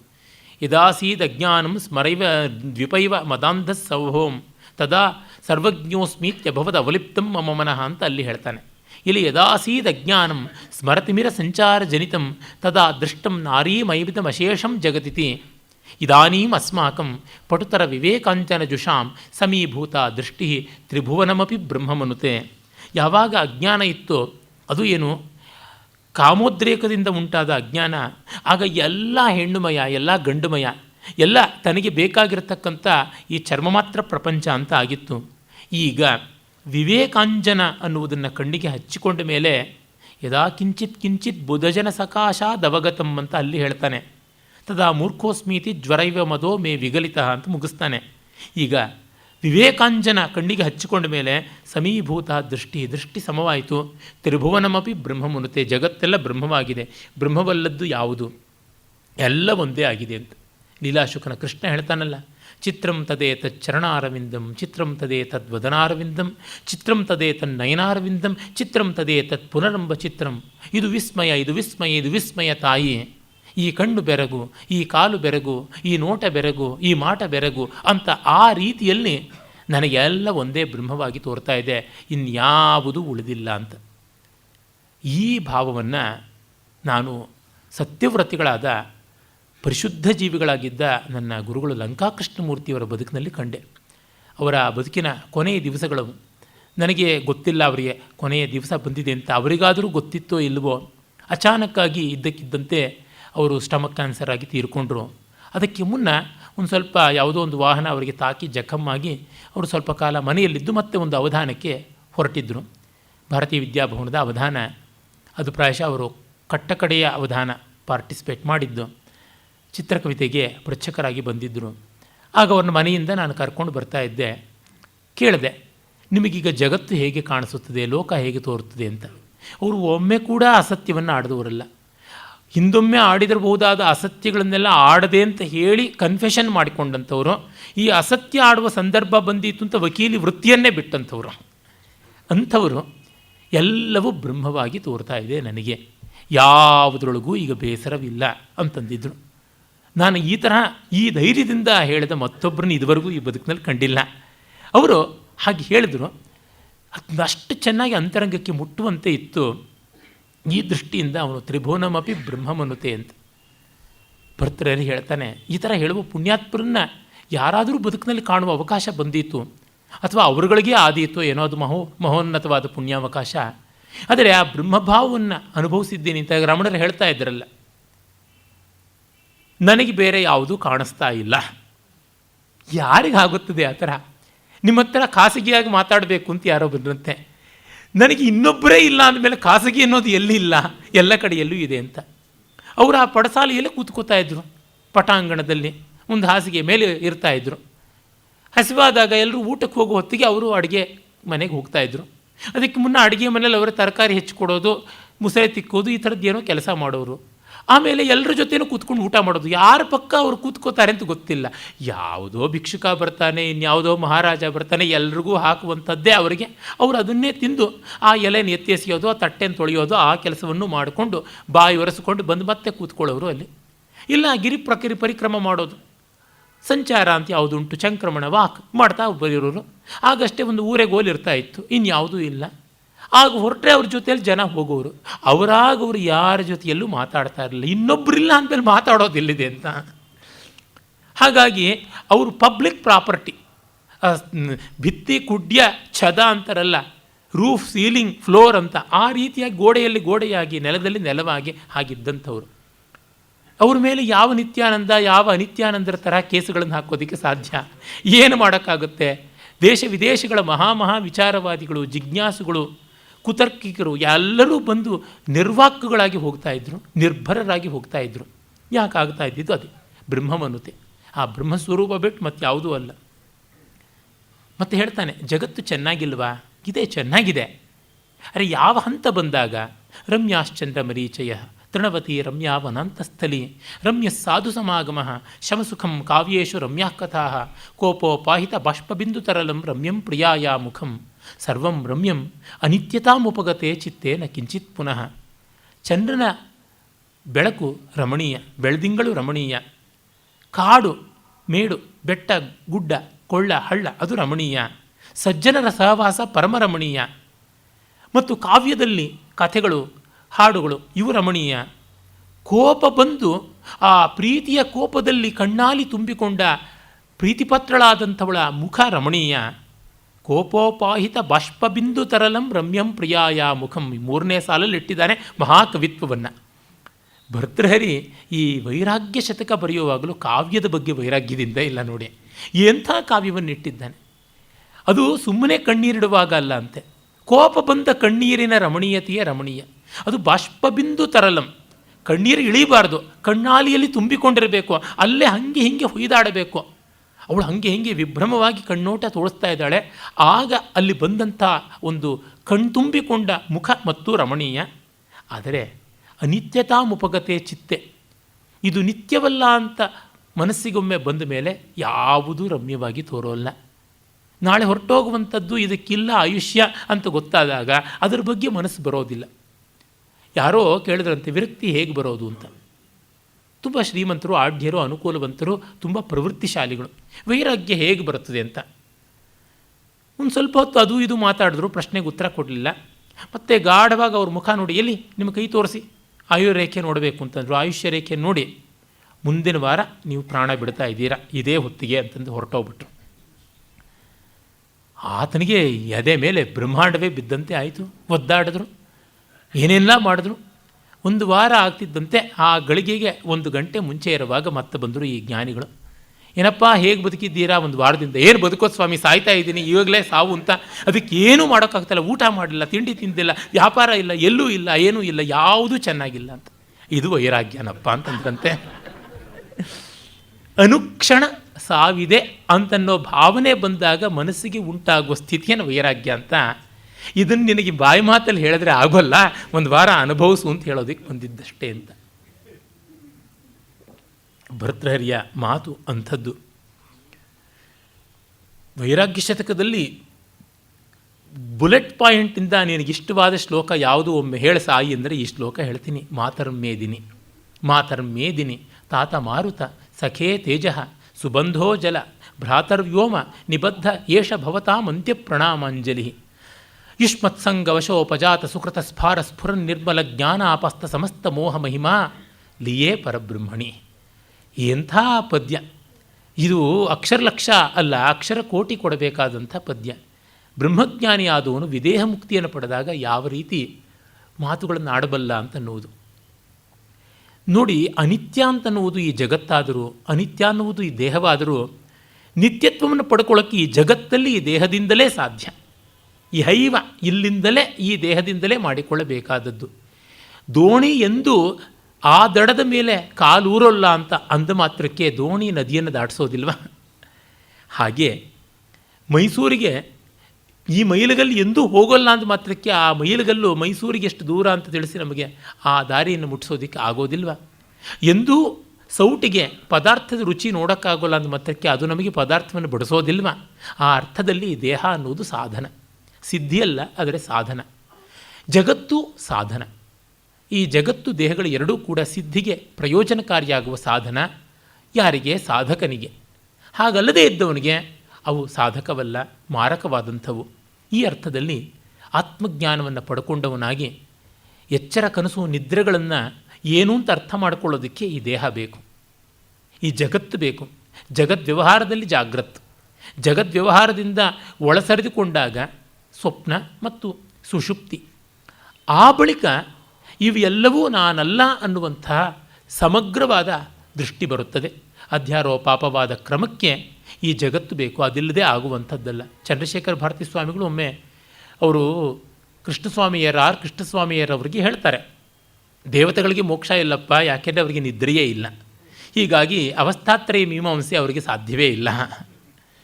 ಮತ್ತು ಈ ಸರ್ಪರಜ್ಜುನ್ಯಾಯ ಮಾಡೋದಕ್ಕೆ ಕತ್ತಲೆಯಲ್ಲಿ ಹಾವನ್ನು ನೋಡಿ ಹಗ್ಗ ಅಂತ, ಹಗ್ಗವನ್ನು ನೋಡಿ ಹಾವು ಅಂತ ಬೆದರೋದಕ್ಕೆ ದೇವತಾ ಲೋಕದಲ್ಲಿ ಕತ್ತಲೆಯೇ ಇಲ್ಲವಾದ್ದರಿಂದ ಈ ರೀತಿಯಾದ ಅನ್ಯ ದೃಷ್ಟಾಂತಗಳನ್ನು ಕೊಡದೆ ವೇದಾಂತ ಮನದಟ್ಟಾಗೋಲ್ಲ. ಈ ಅಧ್ಯಾರೋಪವಾದ ವಿವೇಕಕ್ಕೆ ಅವಕಾಶವಿಲ್ಲ. ಆ ಕಾರಣದಿಂದ ದೇವತೆಗಳು ಮೋಕ್ಷ ಪಡೆಯಬೇಕು ಅಂದರೆ ಭೂಮಿಗೆ ಬಂದು ಬೀಳಬೇಕು ಅಂತ ಹೇಳ್ತಿದ್ರಂತೆ. ಆ ಅರ್ಥದಲ್ಲಿ ನಮಗೆ ಪ್ರಮೆ ಮತ್ತು ಭ್ರಮೆಗಳ ವ್ಯತ್ಯಾಸ ತಿಳಿಯೋದಕ್ಕೆ ಜಗತ್ತು, ಜೀವತ್ವ ಬೇಕು. ಯಾಕೆ ನಮ್ಮನ್ನು ಈ ಪ್ರಪಂಚದಲ್ಲಿ ಈ ಜಂಜಾಟದಲ್ಲಿ ಸಿಕ್ಕಾಕಿಸಿ ವಿನೋದ ನೋಡ್ತಾ ಇದ್ದಾನೆ ದೇವರು ಅಂತ ಬೈಕೊಳ್ಬಾರ್ದು. ನಮಗೆ ಜ್ಞಾನ ಕೊಡೋದಕ್ಕೆ ಮಾಡಿದ್ದಾನೆ. ದೇವಲೋಕದಲ್ಲಿ ಹಾಕಿದ್ದಿದ್ರೆ ನಮಗೆ ಆಗ್ತಾ ಇರಲಿಲ್ಲ ಅನ್ನುವುದಕ್ಕೋಸ್ಕರವಾಗಿ ಬೇಕಾಗಿದೆ. ಹೀಗೆ ದೇಹವನ್ನು ಪಡೆದು ಈ ದೇಹದ ಮೂಲಕವಾಗಿ ದೇಹ ನಾನಲ್ಲ ಅನ್ನೋ ಭಾವ ಪಡ್ಕೊಂಡ್ರೆ ಆಗ ಸಾರ್ಥಕ್ಯ. ತೆಂಗಿನಕಾಯೊಳಗೆ ನೀರು ಯಾಕೆ ಸರಿಯಾಯಿತು ಅಂತಂದರೆ ಗಿಟುಕಾಗಿ ಚಿಪ್ಪೊಡೆದರೂ ನಾನು ಒಡೆಯದೇ ಇರೋದಕ್ಕೆ ಅನ್ನುವ ಜೀವನ್ಮುಕ್ತಿಗಾಗಿ. ಹಾಗೆ ಬಂದು ಅವನು ಈ ದೇಹದ ಪ್ರಮಾಣ ತೀರಿತು, ಅದನ್ನು ಶೀರ್ಣವಾಗಿ ಗಲಿತಪ್ರಾಯ ಉದುರು ಹೋಗೋದಕ್ಕೆ ಸಿದ್ಧವಾಗಿದೆ ಅಂದಾಗ ಇಷ್ಟು ಉಪಕಾರ ಮಾಡಿಕೊಟ್ಟ ದೇಹಕ್ಕೆ ಕೃತಜ್ಞತೆ ಸಲ್ಲಿಸಿ, ಪಂಚಭೂತಗಳೇ ನೀವೆಲ್ಲ ಸೇರಿ ದೇಹ ಆಯಿತು. ಈ ಪಂಚಭೌತಿಕವಾದ ಸಂಘಾತವೇ ದೇಹ. ನಿಮ್ಮ ಭಾಗ ನೀವು ತಗೊಳ್ಳಿ. ನಾವು ಯಾವುದಾದ್ರು ಒಂದು ಕಂಪನಿನ ಡಿಸಾಲ್ವ್ ಮಾಡಬೇಕು ಅಂದರೆ ಶೇರ್ ಹೋಲ್ಡರ್ಸ್ಗೆಲ್ರಿಗೂ ಅವ್ರವ್ರ ಶೇರ್ಸನ್ನು ವಿತ್ ಡಿವಿಡೆಂಡ್ಸ್ ಎಲ್ಲ ಕೊಟ್ಬಿಟ್ಟು ಆಮೇಲೆ ಗುಡ್ ಬೈ ಅಂತ ಹೇಳ್ತೀವಲ್ಲ, ಒಂದು ಪಾರ್ಟಿ, ಆ ಥರ ಗ್ರ್ಯಾಂಡ್ ಪಾರ್ಟಿ ಮಾಡ್ತಾ ಇದ್ದಾನೆ. ಮಾಡಿ ಹೇಳ್ತಾ ಇದ್ದಾನೆ, ಮಾತರಂ ಮೇದಿನಿ, ಅಮ್ಮ ಭೂಮಿ ಅಂದರೆ ಪೃಥ್ವೀಭೂತ, ತಾತ ಮಾರುತ ತಂದೆ ವಾಯುಭೂತ, ಸಖೇ ತೇಜ ಗೆಳೆಯ ತೇಜೋಭೂತ ಅಗ್ನಿ, ಸುಬಂಧೋ ಜಲ ಬಂಧುವೇ ಜಲ ಅಭೂತ ಅಪೋಭೂತ, ಭ್ರಾತರ್ವ್ಯೋಮ ಅಣ್ಣ ಆಕಾಶ ಅಂದರೆ ಆಕಾಶಭೂತ, ನಿಬದ್ಧ ಯೇಷ ಭವತಾಂ ಅಂತ್ಯ ಪ್ರಣಾಮಾಂಜಲಿ. ಇದು ನಿಮಗೆ ನನ್ನ ನಮಸ್ಕಾರ. ಯಾಕೆ? ಯುಷ್ಮತ್ಸಂಗ ವಶೋಪಜಾತ ಸುಕೃತ ಸ್ಫಾರ ಸ್ಫುರನ್ ನಿರ್ಮಲ ಜ್ಞಾನಾಪಸ್ಥ ಸಮಸ್ತ ಮೋಹ ಮಹಿಮಾ. ಉಸಿರು ಕಟ್ಟೋಗುತ್ತೆ ಆ ಸಮಾಸವನ್ನು, 1.5 ಸಾಲಿನ ಸಮಾಸ ಹೇಳೋದಕ್ಕೆ. ಯುಷ್ಮತ್ಸಂಗ, ನಿಮ್ಮ ಸಂಘದಿಂದ ಸೇರಿಕೊಂಡಂತಹ ಈ ದೇಹದಿಂದ ಸುಕೃತ, ಅದರ ಉದ್ರೇಕ, ಆ ಸುಕೃತದ ಸತ್ವೋದ್ರೇಕದಿಂದ ಸ್ಫುರನ್ನಿರ್ಮಲ ಜ್ಞಾನ, ಬೆಳಬೆಳಗತ ಧಗಧಗಿಸುವ ಜ್ಞಾನದಿಂದ ಅಪಾಸ್ತ ಮೋಹ ಮಹಿಮ, ಎಲ್ಲ ಮೋಹವನ್ನು ದೂರೀಕರಣ ಮಾಡಿಕೊಂಡವನಾಗಿ ಲಿಯೇ ಪರಬ್ರಹ್ಮಣಿ, ಬ್ರಹ್ಮವಸ್ತುವಿನಲ್ಲಿ ಒಂದಾಗ್ತಾ ಇದ್ದೀನಿ. ಹೀಗಾಗಿ ಈ ದೇಹೋಪಾಧಿ ಕಳಚಿಕೊಳ್ತು, ಇನ್ಯಾವುದೂ ಇಲ್ಲ ಅಂತಂತಾನಲ್ಲ. ಇಂಥ ನೆಮ್ಮದಿಯಾದಂಥದ್ದು. ನಾನಲ್ಲ ಈ ದೇಹ ಅಂತ ಆ ದೇಹಕ್ಕೆ ಕೃತಜ್ಞತೆ ಸಲ್ಲಿಸುವುದು. ರಮಣರ ದೃಷ್ಟಾಂತ ನಮಗೆ ಉಂಟೇ ಉಂಟು. ಅವರಿಗೆ ಕ್ಯಾನ್ಸರ್ ರೋಗವಾಗಿ ಅವರ ದೇಹಕ್ಕೆ ಆಪರೇಷನ್ ಮಾಡಬೇಕಾದಾಗ ಅನಸ್ತೀಶಿಯಾ ಕೊಡಲಿಲ್ಲ. ವೈದ್ಯರಿಗೆ ಚೂರಿ ಹಾಕುವಾಗ ಕಷ್ಟವಾಗ್ತಾ ಇತ್ತು. ಮತ್ತು ನಿಮಗೆ ನೋವಾಗ್ತಾ ಇದೆಯಾ ಅಂತ ಕೇಳಿದ್ರಂತೆ. ನಿನಗೇನಾದ್ರು ನನ್ನನ್ನು ನೋಡಿದ್ರೆ ಹಾಗೆ ಅನಿಸುತ್ತಾ ಅಂತ ಕೇಳಿದ್ರಂತೆ ಇವರು. ಈ ಮಟ್ಟಕ್ಕೂ ಇರುವುದಕ್ಕೆ ಸಾಧ್ಯವಾದೀತೋ ಏನೋ. ಏಕೆಂದರೆ ನಾವೇ ನಮ್ಮ ಮಟ್ಟಿಗೆ ಎಷ್ಟೋ ನೋವುಗಳು ನಮ್ಮದಲ್ಲ ಅಂತ ದೇಹದ ನೋವುಗಳನ್ನು ಮರೀತೀವಿ.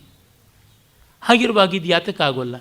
ಆದೀತು, ಪರಿಪಾಕ ಬೇಕು. ಆ ಅರ್ಥದಲ್ಲಿ ನಮಗೆ ವೇದಾಂತದ ಪ್ರಯೋಜನ, ಪರಮ ಪ್ರಯೋಜನ, ಸತ್ಸಂಗ, ಕಲೆ, ಪ್ರಕೃತಿ ನಿರೀಕ್ಷಣ ಮತ್ತು ಸ್ವಧರ್ಮ ಅನ್ನುವ ಆ ಕರ್ಮಯೋಗ, ಇವುಗಳಿಂದ ಆಗುವ ಪ್ರಯೋಜನ ದೇಹೋಹಂಭಾವ ಕಡಿಮೆಯಾಗಿ ಆತ್ಮಾಹಂಭಾವ ಬರುವಂಥದ್ದು. ಇದಕ್ಕೆ ಈ ಶ್ಲೋಕ ಮಾತರ್ಮೇದಿನಿ ಅತ್ಯದ್ಭುತವಾದ ಸಾಧನ. ಮತ್ತು ಇದಕ್ಕಾಗಿ ಬೇಗ ಪ್ರಯತ್ನ ಮಾಡಬೇಕು ಅಂತಾನೆ.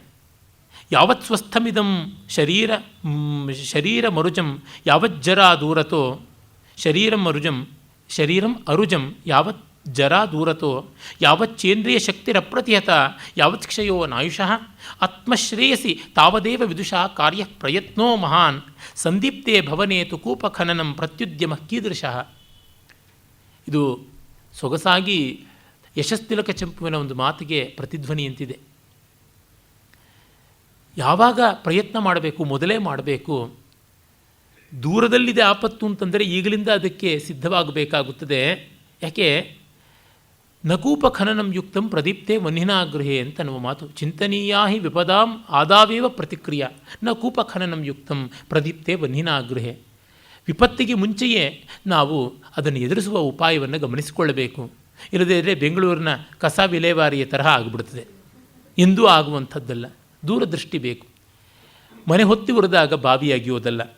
ಯಾವತ್ ಸ್ವಸ್ಥಮಿದಂ ಶರೀರಂ, ಈ ಶರೀರ ಅನ್ನುವ ಶಬ್ದವನ್ನು ಸಾಭಿಪ್ರಾಯವಾಗಿ ಬಳಸಿದ್ದಾನೆ. ಶೀರ್ಯತೆ ಇತಿ ಶರೀರಂ, ಶರೀರ ಅಳೆದು ಹೋಗುವಂಥದ್ದು. ಎಲ್ಲಿವರೆಗೂ ಇದು ಸ್ವಲ್ಪ ಗಟ್ಟಿಯಾಗಿ ದೇಹ ದಿಹ್ಯತೆ ಇತಿ ದೇಹ ತುಂಬಿಕೊಂಡಿದೆ ಅನ್ನುತ್ತದೋ ಅಷ್ಟರೊಳಗೆ. ಅರುಜಂ ಯಾವತ್ ಜರಾ ದೂರತಃ, ಈ ದೇಹಕ್ಕೆ ರೋಗ ಇಲ್ಲದೆ ಮುಪ್ಪು ಸ್ವಲ್ಪ ದೂರ ಇರುವ ಕಾಲದಲ್ಲಿ ಯಾವಚ್ಚ ಇಂದ್ರಿಯ ಶಕ್ತಿಯ ಅಪ್ರತಿಹತ, ಎಲ್ಲಿವರೆಗೆ ಜ್ಞಾನೇಂದ್ರಿಯಗಳ ಕರ್ಮೇಂದ್ರಿಯಗಳ ಪಾಠವ ಇರುತ್ತದೆಯೋ. ತುಂಬ ಹೊತ್ತು ಕೂತ್ಕೊಳ್ಳೋಕ್ಕಾಗೋದಿಲ್ಲ. ಕೈಕಾಲು ನೋವು ಬರುತ್ತೆ, ಬೆನ್ನು ನೋವು ಬರುತ್ತೆ, ಕುತ್ತಿಗೆ ನೋವು ಬರ್ತದೆ. ಕೇಳೋದಕ್ಕಾಗೋದಿಲ್ಲ, ಕಿವುಡಾಗಿದೆ, ಕಣ್ಣು ಕುರುಡಾಗಿದೆ, ಬುದ್ಧಿಗೆ ಹತ್ತುವುದಿಲ್ಲ, ಭಾರವಾಗುತ್ತದೆ. ಯಾವತ್ ಕ್ಷಯ ನ ಆಯುಷಃ, ಎಲ್ಲಿವರೆಗೂ ಆಯುಷ್ಯನ ಕ್ಷೀಣತೆ ಅಂತ ಇಲ್ಲವೋ ಆತ್ಮಶ್ರೇಯಸಿ, ಆತ್ಮಚಿಂತನೆಯ ಬಗ್ಗೆ ತಾವದೇವ ವಿದುಷಾ ಕಾರ್ಯ ಪ್ರಯತ್ನ. ವಿವೇಕಿಯಾದವನು ಆಗಲೇ ಪ್ರಯತ್ನ ಮಾಡಬೇಕು. ಮನೆ ಉರಿತಾ ಇದ್ದಾಗ ಸಂದೀಪ್ತೆ ಮಹಾನ್ ಸಂದೀಪ್ತೆ ಭವನೆ ನ ಕೂಪಖನನಂ ಪ್ರತಿ ಉದ್ಯಮ ಕೀದೃಶ. ಕೂಪಖನನಂ ಪ್ರತಿ ಉದ್ಯಮ ಕೀದೃಶ. ಕೂಪ ಬಾವಿಯಾಗಿಯೋದಕ್ಕೆ ಹೇಗೆ ಹೋಗೋದು? ಆಗುವಂಥದ್ದಲ್ಲ. ಈ ಅರ್ಥದಲ್ಲಿ ದೇಹ ಪಟುವಾಗಿರುವಾಗ ವೈರಾಗ್ಯದ ಕಡೆಗೆ ತಿರುಗಬೇಕು. ತುಂಬ ಜನ ಮುಪ್ಪಾದ ಮೇಲೆ ಬರೋಣ ಅಂತಾನೆ. ಮುಪ್ಪಾದ ಮೇಲೆ ಯಾವುದಕ್ಕೂ ಪ್ರಯೋಜನವಾಗೋಲ್ಲ, ಏನೇನೂ ಪ್ರಯೋಜನವಾಗೋಲ್ಲ. ಪ್ರಥಮೇ ನಾರ್ಜಿತ ವಿದ್ಯಾ, ದ್ವಿತೀಯೇ ನಾರ್ಜಿತಂ ಧನಂ, ತೃತೀಯೇ ನಾರ್ಜಿತೋ ಧರ್ಮಶ್ಚತುರ್ಥೇ ಕಿಂ ಕರಿಷ್ಯತಿ ಅಂತ ಹೇಳ್ತೀವಲ್ಲ. ಮೊದಲಿಗೆ ಬೇಕಾದದ್ದು ಆ ತತ್ವಜ್ಞಾನಕ್ಕೆ ಚಿಕ್ಕ ವಯಸ್ಸೇ ಸರಿಯಾಗಿರುವಂಥದ್ದು, ಮುಪ್ಪು ಅಲ್ಲ. ಮತ್ತು ಹೀಗೆ ಮಾಡದೆ ಬದುಕು ಸುಮ್ಮನೆ ಪೋಲಾಯಿತಲ್ಲ, ಅದನ್ನು ಮತ್ತೊಂದು ರೀತಿಯಲ್ಲಿ ಹಲಬುತ್ತಾನೆ. ನಾಭ್ಯಸ್ತಾ ಪರವಾದಿ ವೃಂದ ದಮನಿ ವಿದ್ಯಾ ವಿನೀತೋಚಿತ ಖಡ್ಗಾಗ್ರಹಿಕರಿ ಮದ ಕುಂಭ ಬಿದುರೈ ನಾಕಂನ ನೀತಂ ಯಶಃ ಕಾಂತಾ ಕೋಮಲ ಪಲ್ಲವಾಧರ ಪುಟಃ ಪೀತಾನ ಪಲ್ಲವಾಧರ ರಸ ಪೀತೋನ ಚಂದ್ರೋದಯೇ ತಾರುಣ್ಯಂ ಗತಮೇವ ನಿಷ್ಫಲಮಹೋ ಶೂನ್ಯಾಲಯೇ ದೀಪವತ್. ನಾಭ್ಯಸ್ತಾ ಪರವಾದಿ ವೃಂದ ದಮನಿ ವಿದ್ಯಾ ವಿನೀತೋಚಿತ. ಎದುರಾಳಿಗಳನ್ನು ಎದುರಿಸಿ ಮಟ್ಟ ಹಾಕುವಂಥ ವಿದ್ಯೆಯನ್ನು ನಾವು ಪಡೆಯಲಿಲ್ಲ ಅಂತ. ಚೆನ್ನಾಗಿ ವಿದ್ಯೆ ಕಲಿಯಬೇಕು. ಎದುರಾಳಿಗಳಾದ ಪಂಡಿತರಿದ್ದರೆ ವಾದದಲ್ಲಿ ಅವರನ್ನು ಗೆಲ್ಲಬೇಕು. ಗದಾಧರೀಯ ಖಂಡನ ಪ್ರಚಂಡವಾದಿ ಬಂಡನ ಪ್ರಕಾಂಡ ಯುಕ್ತಿ ಮಂಡನ ಪ್ರಭೂತ ಕೀರ್ತಿ ಹಿಂಡನ ದ್ವಿಷದ್ರುಮ ಪ್ರಭಂಜನ ತ್ರಯೀ ವಧು ದೃಗಂಜನ ಅಂತ ಸುರಪುರಂ ವೆಂಕಟಾಚಾರ್ಯರಿಗೆ ಶಿಷ್ಯರು ಕೊಂಡಾಟ ಮಾಡ್ಕೊಂಡು ಹೋಗ್ತಾ ಇದ್ರಂತೆ. ಗದಾಧರನನ್ನು ಖಂಡನೆ ಮಾಡಿರ್ತಕ್ಕಂಥವನು, ಪ್ರಚಂಡವಾದಿಗಳ ಜೊತೆಗೆ ಭಂಡನ ಯುದ್ಧ ಮಾಡ್ತಾ ಇದ್ದವನು, ಪ್ರಭೂತವಾದ ಕೀರ್ತಿಯ ಹಿಂಡನ್ನೇ ಸಂಪಾದಿಸಿಕೊಂಡವನು, ತ್ರಯೀ ವಧುವಿನ ಕಣ್ಣಿಗೆ ಕಾಡಿಗೆ ಅಂತ, ಉಪನಿಷತ್ ವಧುವಿಗೆ ಈತ ಕಾಡಿಗೆ ಇದ್ದಂತೆ ಇದ್ದರಂತೆ. ದ್ವಿಷದ್ರುಮ ಪ್ರಭಂಜನ, ಎದುರಾಳಿಗಳೆನ್ನುವ ಮರಗಳಿಗೆ ಬಿರುಗಾಳಿಯಂತೆ ಇದ್ದರಂತೆ, ಹಾಗಿದ್ದವರು ಅಂತೆಲ್ಲ ಹೇಳಿಬಿಟ್ಟು, ಕಣಭಯಿತಾಹೇ ತರ್ಕೆ ಫಣಭಯಿತಾಹೇ ಸುಶಬ್ದ ಗಣನೋದರ್ಕೆ ಮಂದರ ವೃತ್ತಂ ವರ್ತೆ ಶ್ರುತ್ಯಂತ ಸುಧಾಂಬುಧೋ ಮಹಾಗರ್ತೆ ಅಂತ ಅವರು ಪೇಶ್ವಾ ಆಸ್ಥಾನಕ್ಕೆ ಪೂಣಾಗೆ ಹೋಗಿದ್ದಾಗ ಪಲ್ಲಕ್ಕಿನಲ್ಲಿ 32 ವರ್ಷಕ್ಕೆ ಸತ್ತು ಹೋಗ್ಬಿಟ್ರು. ನಮ್ಮ ಕನ್ನಡ ನಾಡಿನ ಸುರಪುರ ಸಂಸ್ಥಾನದವರು. ಆಂಧ್ರ ಭಾಷೆಯಲ್ಲಿ ಎಲ್ಲ ದೊಡ್ಡ ಕಾವ್ಯಗಳನ್ನು ಬರೆದಿದ್ದಾರೆ, ಧರಾತ್ಮಜ ಪ್ರಣಯ ಇತ್ಯಾದಿ ದ್ವ್ಯರ್ಥಿ ಕಾವ್ಯಗಳನ್ನು ಎಲ್ಲ ಬೇಕಾದಂತೆ ಉದ್ದಂಡ ವಿದ್ವಾಂಸರು. ಯಾರಿವರು ಅಂತಂದರೆ, ಕಣಾದನಿಗೆ ಭಯ ತರಿಸ್ತಾ ಇರ್ತಕ್ಕಂಥವ್ನು ನಾನು, ಆದಿಶೇಷನಿಗೆ ವ್ಯಾಕರಣದಲ್ಲಿ ಭಯ ತರಿಸ್ತಕ್ಕಂಥವನು, ಪತಂಜಲಿಗೆ ನ್ಯಾಯಶಾಸ್ತ್ರದಲ್ಲಿ ಕಣಾದನ್ನೇ ಅಂಜಿಸ್ತಕ್ಕಂಥವನು, ವೇದಾಂತ ಅನ್ನುವ ಸಮುದ್ರವನ್ನು ಮಥನ ಮಾಡ್ತಕ್ಕಂಥ ಮಂದರ ಪರ್ವತದಂಥವನು ನಾನು ಅಂತ ಹೇಳ್ಬಿಟ್ಟು ತನ್ನನ್ನು ಇಂಟ್ರೊಡ್ಯೂಸ್ ಮಾಡಿಕೊಂಡ್ರಂತೆ. ಹೀಗೆ ಎದುರಾಳಿಗಳನ್ನು ಗೆಲ್ಲಬೇಕು, ಮಾಡಬೇಕು. ಅದೂ ಮಾಡಲಿಲ್ಲ. ಹೋಗಲಿ, ಖಡ್ಗಾಗ್ರಿ ಮದಕುಂಭಿ ಕುಂಭಬಿದುರೈಹಿ ನಾಕಂನ ನೀತಂ ಯಶ. ಹೋಗಲಿ, ಪರಾಕ್ರಮ ಇತ್ತ. ನಾಲಿಗೆಯಿಂದ ಆ ವೈರಿಗಳನ್ನು ಗೆಲ್ಲಕ್ಕಾಗಲ್ಲ ಅಂದರೆ ಆ ವಿಜಯಲಕ್ಷ್ಮಿಯ ನಾಲಿಗೆಯಂಥ ಖಡ್ಗದಿಂದ ಗೆಲ್ಲೋಕ್ಕಾಯ್ತಾ? ಅದೂ ಇಲ್ಲ. ಮದಿಸಿದ ಆನೆಗಳ ಕುಂಭಸ್ಥಳವನ್ನು ಭೇದಿಸುವಂತಹ ಒಂದು ಗದಾದಂಡ ದೋರ್ದಂಡ ಚಾಲನೆ ಮಾಡಿಕೊಂಡು ಹೋಗಿ ಸ್ವರ್ಗದವರೆಗೆ ಆ ಸೂರ್ಯಮಂಡಲ ಭೇದನ ಮಾಡುವ ವೀರಸ್ವರ್ಗ ಪಡೆಯುವಂತೆ ಹಾಗೂ ಆಗಲಿಲ್ಲ. ಇದೂ ಇಲ್ಲಪ್ಪ. ಹೋಗಲಿ, ವಿದ್ಯೆ ಇಲ್ಲ, ಶೌರ್ಯ ಇಲ್ಲ, ಭೋಗವಾದೂ ಇದೆಯಾ ಅಂತಂದರೆ ಒಬ್ಬ ಹೆಣ್ಣನ್ನು ಬೆಳದಿಂಗಳಲ್ಲಿ ಮುತ್ತಿಡಲಿಲ್ವಂತೆ. ಕಾಂತ ಕೋಮಲ ಪಲ್ಲವಾದರ ರಸ ಪೀತೋನ ಚಂದ್ರೋದಯ. ಈ 3ನೇ ಸಾಲುಗಳನ್ನು ಭರ್ತೃಹರಿ ಹೆಂಗಿಟ್ಟು ಬಿಡ್ತಾನೆ ನೋಡಿ. ಸಂಸ್ಕೃತದ ಉತ್ತಮೋತ್ತಮವಾದ ಪದ್ಯಗಳ ಲಕ್ಷಣ, ಅದರೊಳಗೂ ಭರ್ತೃಹರಿಯ ಪದ್ಯರಚನಾ ಶಿಲ್ಪದ ಲಕ್ಷಣ ಅಂದರೆ 3ನೇ ಸಾಲಿನಲ್ಲಿ ಒಂದು ಅನಿರೀಕ್ಷಿತವಾದ ತಿರುವನ್ನು, ಒಂದು ದಂಡಾಯಮಾನವಾದ ಸಮಾಸವನ್ನು ಇಡ್ತಾನೆ.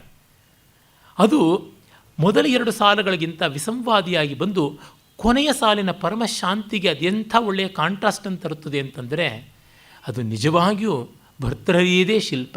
ನೋಡಿದ ತಕ್ಷಣ ಇದು ಇಂಥ ಪದ್ಯ ಅಂತ ಗೊತ್ತಾಗ್ಬಿಡುತ್ತೆ. ಈ ರೀತಿ ಬರೆಯೋದು ತುಂಬ ತುಂಬ ಕಷ್ಟ ಇದೆ. ಭರ್ತೃಹರಿಯಂತೆ ಒಂದು 100 ಪದ್ಯ ಬರೆದರೆ ನಮ್ಮ ಜನ್ಮ ಸಾರ್ಥಕ ಅಂತ ಎಂಥವೂ ಅಂದುಕೊಳ್ಬೇಕು. ಬರೆದು ಸತ್ತರೆ ಕೈವಲ್ಯ ಅಂತ ಭಾವಿಸಬೇಕು ಅಂಥದ್ದು. ಹಾಗಾಗಿ ತಾರುಣ್ಯಂ ಗತಮೇವ ನಿಷ್ಫಲಮಹೋ ಶೂನ್ಯಾಲಯೇ ದೀಪವತ್. ಒಬ್ಬರು ಮನೇಲಿಲ್ಲ ರೀ, ಹಾಳು ಬಿದ್ದ ಮನೆಯಲ್ಲಿ ದೀಪ ಇದ್ದಂತೆ ತಾರುಣ್ಯ ವ್ಯರ್ಥವಾಯಿತು ಅಂತ. ಯೌವನ ವ್ಯರ್ಥವಾದರೆ ಅದಕ್ಕಿಂತ ದೊಡ್ಡ ದುಃಖ ಇನ್ಯಾವುದಿದೆ? ಮುಪ್ಪಂತೂ ಮರಣವೇ ಸರಿ, ಬಾಲ್ಯವಂತೂ ಮುಪ್ಪೇ ಸರಿ. ಶೈಶವಂ ವಾರ್ಧಕಂ ಜ್ಞೇಯಂ ವಾರ್ಧಕ್ಯಂ ಮೃತಿರೇವಹಿ ತದೇವ ಜೀವ ಸರ್ವಸ್ವಂ ಯೌವನಂ ಯದ್ ವಿವೇಕಿ ಚೇತ್. ವಿವೇಕಿಯಾಗಿದ್ದಲ್ಲಿ ಯೌವನವೇ ಜೀವನ ಸರ್ವಸ್ವ. ಆ ಯೌವನವನ್ನು ನಾನು ನಾಶ ಮಾಡಿಕೊಂಡಲ್ಲ, ವಿದ್ಯೆ ಕಲಿಯಲಿಲ್ಲ, ಪರಾಕ್ರಮವನ್ನು ಪಡೆಯಲಿಲ್ಲ, ಭೋಗವನ್ನು ಅನುಭವಿಸಲಿಲ್ಲ, ಎಲ್ಲಕ್ಕೂ ಅದು ಅವಕಾಶ. ಹಾಗೆ ಏನೂ ಮಾಡದೆ ಹಾಳು ಮಾಡ್ಕೊಂಡು ಬಿಟ್ವಿ. ಬರೀ ಭಜನೆ ಮಾಡ್ಕೊಂಡಿದ್ದಾಯಿತು, ಅದು ಬೇಡ ಇದು ಬೇಡ, ಅದು ಇಲ್ಲ ಇದಿಲ್ಲ ಅಂತ. ಏನಾಯಿತು ಅಂತ ಆಮೇಲೆ ಹೇಳ್ತಾನೆ. ಈ ಲೋಕದಲ್ಲಿ ಎಷ್ಟೆಷ್ಟು ವಿರೋಧಾಭಾಸಗಳು ಉಂಟು. ಕ್ವಚಿತ್ ವೀಣಾವಾದ್ಯಂ ಕ್ವಚಿದಪಿ ಚ ಆಹೇತಿ ರುದಿತಂ ಕ್ವಚಿನ್ನಾರೀ ರಮ್ಯ ಕ್ವಚಿದಪಿ ಜರಾ ಜರ್ಜರ ವಪುಃ ಕ್ವಚಿದ್ ವಿದ್ವದ್ಗೋಷ್ಠಿ ಕ್ವಚಿದಪಿ ಸುರಾಮತ್ತ ಕಲಹೋ ನ ಜಾನೆ ಸಂಸಾರೇ ಕಿಂ ಅಮೃತಮಯಂ ಕಿಂ ವಿಷಮಯಂ ಅಂತ. ಈ ಸಂಸಾರದಲ್ಲಿ, ಜಗತ್ತಲ್ಲಿ ಯಾವುದು ಅಮೃತ ಯಾವುದು ವಿಷ ಗೊತ್ತಾಗ್ತಾ ಇಲ್ಲ. ಎಲ್ಲ ಬೆರೆತುಕೊಂಡು ಬಿಟ್ಟಿದೆ. ಹೇಗೆ ಮರಳು ಸಕ್ಕರೆ ಬೆರೆತರೆ ತಿನ್ನೋದು ಹೇಗೆ, ಸವಿಯುವುದು ಹೇಗೆ? ತುಂಬ ಕಷ್ಟಪಟ್ಟು ಆ ಮರಳು ಸಕ್ಕರೆಯನ್ನು ಬಾಯಲ್ಲಿ ಹಾಕ್ಕೊಂಡು ಜೊಲ್ಲು ಸುರಿಸಿಕೊಂಡು ಸಕ್ಕರೆ ಎಲ್ಲ ಕರಗಿ ಆಮೇಲೆ ಅದನ್ನು ನೀರನ್ನು ಜೊಲ್ಲನ್ನು ಒಳಗಿಳಿಸ್ಕೊಂಡು ಮಿಕ್ಕ ಮರಳನ್ನು ಥೂ ಥೂ ಥೂ ಥೂ ಥೂ ಅಂತ ಉಗೀತಾ ಕೂತ್ಕೋಬೇಕು. ಏನು ಕಷ್ಟ! ಜೊಲ್ಲು ಸುರಿಸಿಕೊಂಡು ಅದನ್ನು ಬಾಯಿ ತುಂಬಿಸಿಕೊಂಡು ಅದನ್ನು ಹೀರುವುದು ಒಂದು ಮುಜುಗರದ ಸಂಗತಿ. ಆದರೆ ಥೂ ಥೂ ಥೂ ಅಂತ ಬಾಯಲ್ಲಿರುವ ಹಿಡಿ ಮರಳನ್ನೆಲ್ಲ ಮುಗಿಯುವಂಥದ್ದು ಮತ್ತೂ ಕಷ್ಟ. ಆದಮೇಲೆ ಒಂದು ಚೊಂಬು ನೀರಿಲ್ಲದೆ ಇದ್ದರೆ ಬಾಯಿ ತೊಳ್ಕೊಂಡಂತೆ ಆಗೋಲ್ಲ. ನೀರಲ್ಲಿ ಬಾಯಿ ತೊಳ್ಕೊಂಡ್ರೆ ಸಕ್ಕರೆ ರುಚಿಯೆಲ್ಲ ಗೋತ. ಎಂಥದ್ದು ಇದು ಪಾಡು! ಹೀಗಾಗಿ ಏನು ಜಗತ್ತನ್ನು ಆಸ್ವಾದ ಮಾಡುವುದು?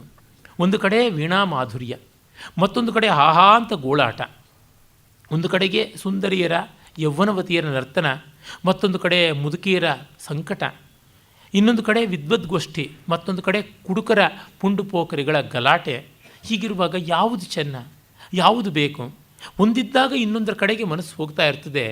ಯಾವ ರೀತಿಯಲ್ಲಿ ಮನಸ್ಸಿಗೆ ಶಾಂತಿ ಬರುವಂಥದ್ದು ಅನ್ನುವುದನ್ನು ಅವನು ಜಗತ್ತಿನ ದ್ವಂದ್ವದ ಬಗೆಗೆ ಕನ್ನಡಿಯನ್ನು ಹಿಡಿತಾ ಹೇಳ್ತಾನೆ.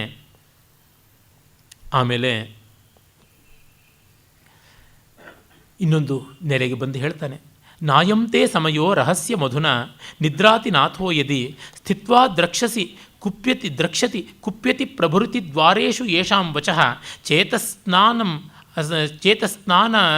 ಚೇತಸ್ತಾನಪಹಾಯ ಯಾಹಿ ಭವನಂ ದೇವಸ್ಯ ವಿಶ್ವೇಶಿತು ನಿರ್ದೌವಾರಿಕ ನಿರ್ದಯೋಕ್ತ್ಯಪರುಷಂ ನಿಸ್ಸೀಮ ಶರ್ಮಪ್ರದಂ.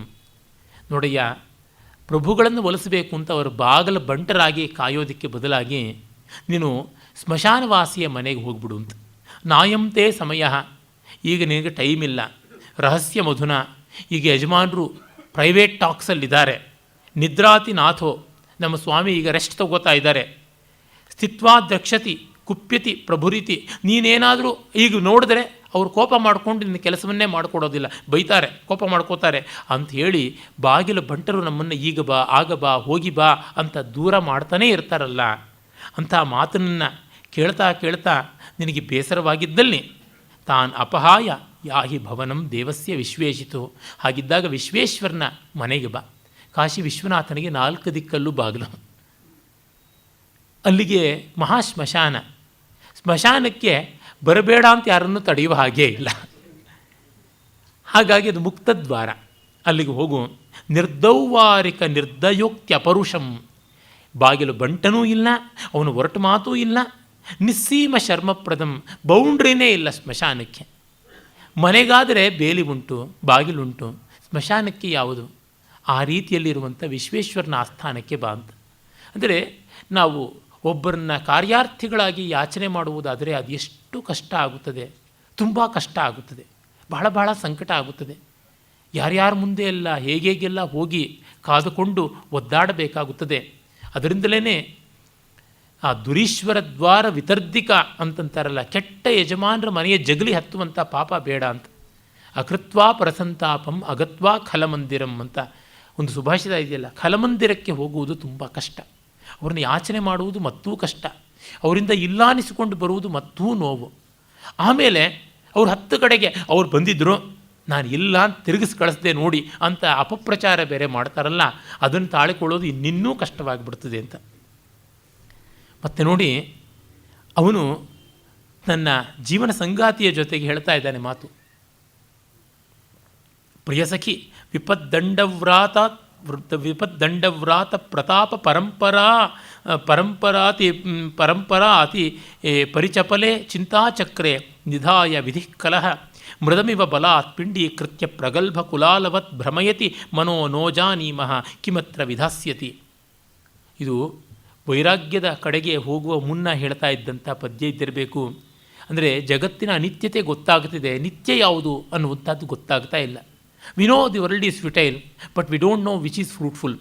ಆ ಹಂತದಲ್ಲಿದ್ದಾಗ ವಿಪದ್ದಂಡವ್ರಾತ ಪ್ರತಾಪ ಪರಂಪರಾತಿ ಪರಿಚಪಲೆ ಚಿಂತಾಚಕ್ರೇ ನಿಧಾಯ ವಿಧಿಃಕಲಃ, ಈ ಕೆಟ್ಟ ವಿಧಿ ನಮ್ಮನ್ನು ಒಂದು ಚಕ್ರದ ಮಧ್ಯೆ ಕೂಡಿಸ್ತಾ ಇದೆ. ಕುಂಬಾರ ಮಣ್ಣು ಮುದ್ದೆಯ ಚಕ್ರದ ಮಧ್ಯೆ ಇಡುವಂತೆ ಏನದು, ಈ ಚಿಂತಾಚಕ್ರದಲ್ಲಿ ಮಧ್ಯದಲ್ಲಿ ಕೂಡಿಸ್ತಾ ಇದ್ದಾನೆ. ಚಿಂತಾಚಕ್ರದ ಹೃದಯದಲ್ಲಿ, ಅದನ್ನು ನಾವು ನಾಭಿ ಅಂತ ಕರಿತೀವಿ, ಅದನ್ನು ನಾವು ಹಬ್ ಅಂತ ಹೇಳ್ತಾರೆ ಇಂಗ್ಲೀಷ್ನಲ್ಲಿ, ಅಲ್ಲಿ ಮಧ್ಯದಲ್ಲಿ ಗುಂಬ ಅಂತಲೂ ಕನ್ನಡದಲ್ಲಿ ಕರೀತಾರೆ, ಕೂಡಿಸಿದ್ದಾನೆ. ಇನ್ನು ವಿಪದ್ದಂಡವ್ರಾತ ಪರಂಪರ, ವಿಪತ್ತು ಅನ್ನುವಂಥ ಒಂದು ದೊಣ್ಣೆ ಹಿಡ್ಕೊಂಡು ಆ ಚಕ್ರವನ್ನು ಗಿರಗಿರ ತಿರುಗಿಸ್ತಾ ಇದ್ದಾರೆ. ಕುಂಬಾರ ಚಕ್ರವನ್ನು ತಿರುಗಿಸೋದಕ್ಕೆ ಒಂದು ದೊಣ್ಣೆ ಬಳಸ್ತಾನೆ. ಆ ದೊಣ್ಣೆಯಿಂದ ತುದಿಯಲ್ಲಿ ನೇಮಿ ರಿಮ್ನಲ್ಲಿ ಹಾಕಿ ತಿರುಗಿಸಿದ್ರೆ ಗಿರಿಗಿರಿ ತಿರುಗುತ್ತದೆ.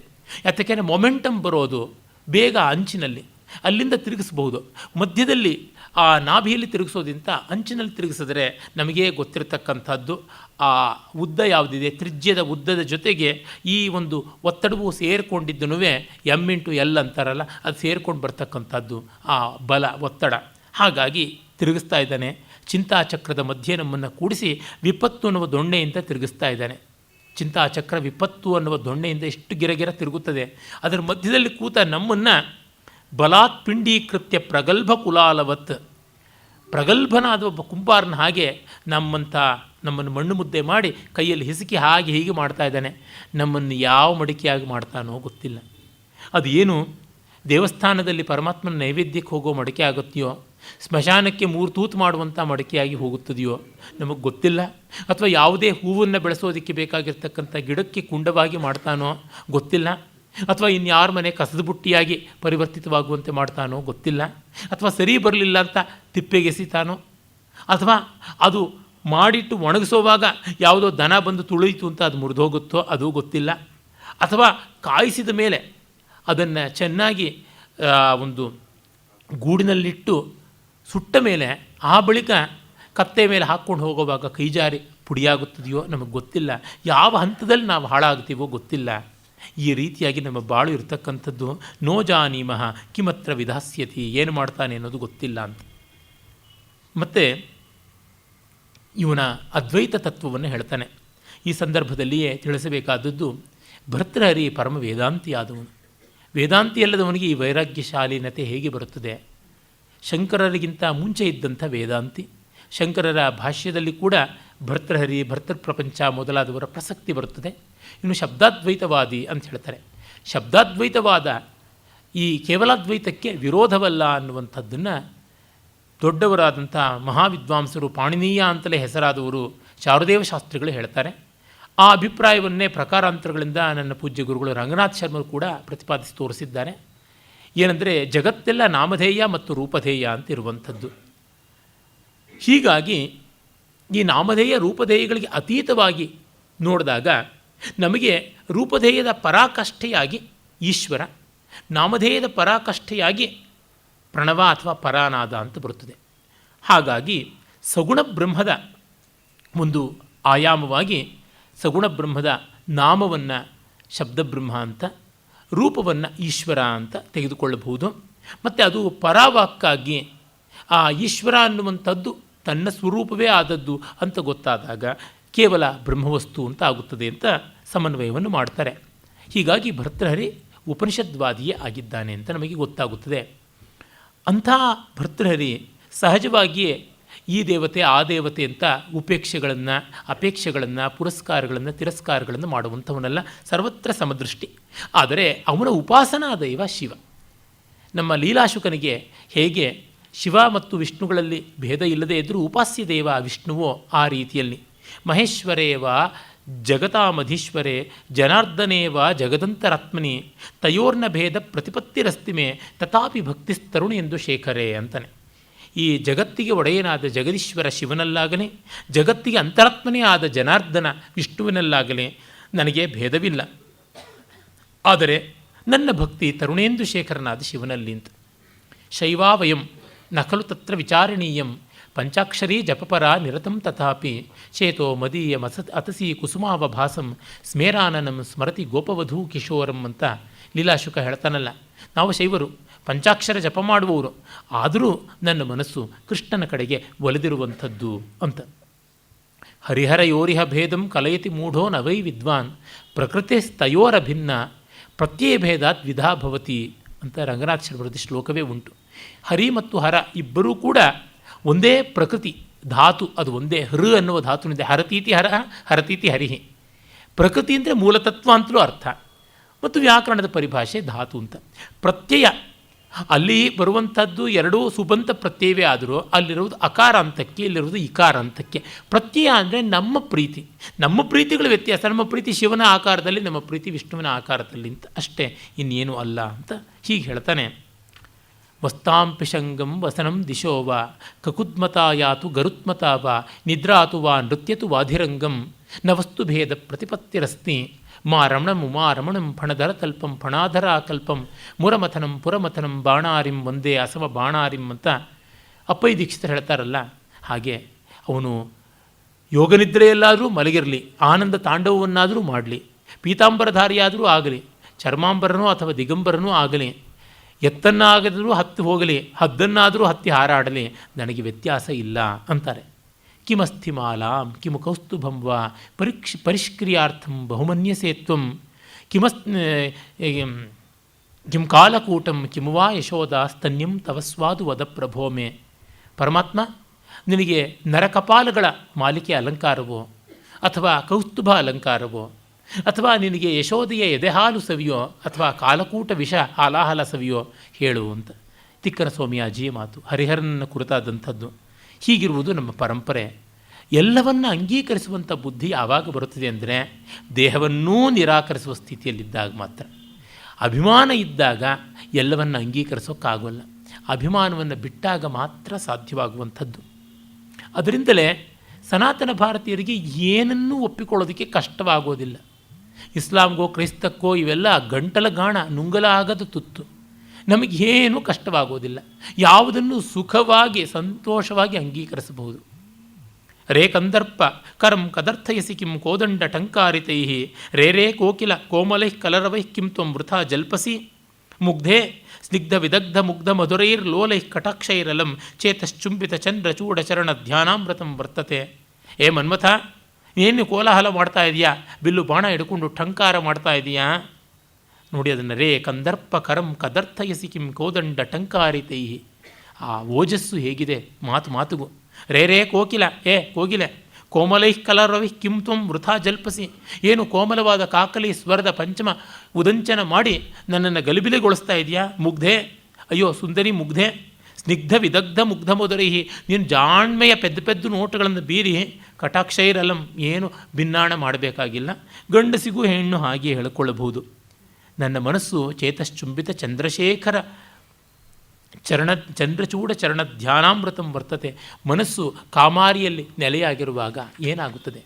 ಮಾರಮಾವಸ ಮದೀಯ ಮಾನಸೆ ಮಾಧವೈಕ ನೆಲೆಯೇ ಎದೃಚ್ಛಯ ಶ್ರೀರಮಾಪತಿರೆ ಹಾಗಮಯ ದಸೌ ಕಸ್ಸಹೇತ ನಿಜವೇಶ್ಮ ಲಂಘನಂ ಅಂತ ಲೀಲಾಶುಕ ಹೇಳ್ತಾನೆ. ಮನ್ಮಥ, ನನ್ನ ಮನಸ್ಸು ಈಗಾಗಲೇ ಆಕ್ಯುಪೈಡ್, ಟುಲೆಟ್ ಅಲ್ಲ, ನನ್ನ ಮನಸ್ಸು ಅನ್ನುವ ಮನೆ ಆಕ್ಯುಪೈಡ್ ಅಂತಾಗಿದೆ. ಇದಕ್ಕೆ ಎಲ್ಲ ಕಂತುಗಳು ಕಟ್ಟಿ ಎಲ್ಲ ದಸ್ತಾವೇಜುಗಳಲ್ಲಿ ಎಲ್ಲದರೊಳಗೂ ರೆಕಾರ್ಡ್ ಮಾಡಿಕೊಂಡು ಖಾತಾನೂ ಮಾಡಿಸಿ ಇಟ್ಕೊಂಡಿದ್ದಾನೆ ಪರಮಾತ್ಮ, ನಿಮ್ಮ ಅಪ್ಪ. ಅವನು ಕೂತ್ಕೊಂಡಿದ್ದಾನೆ ಕೃಷ್ಣ.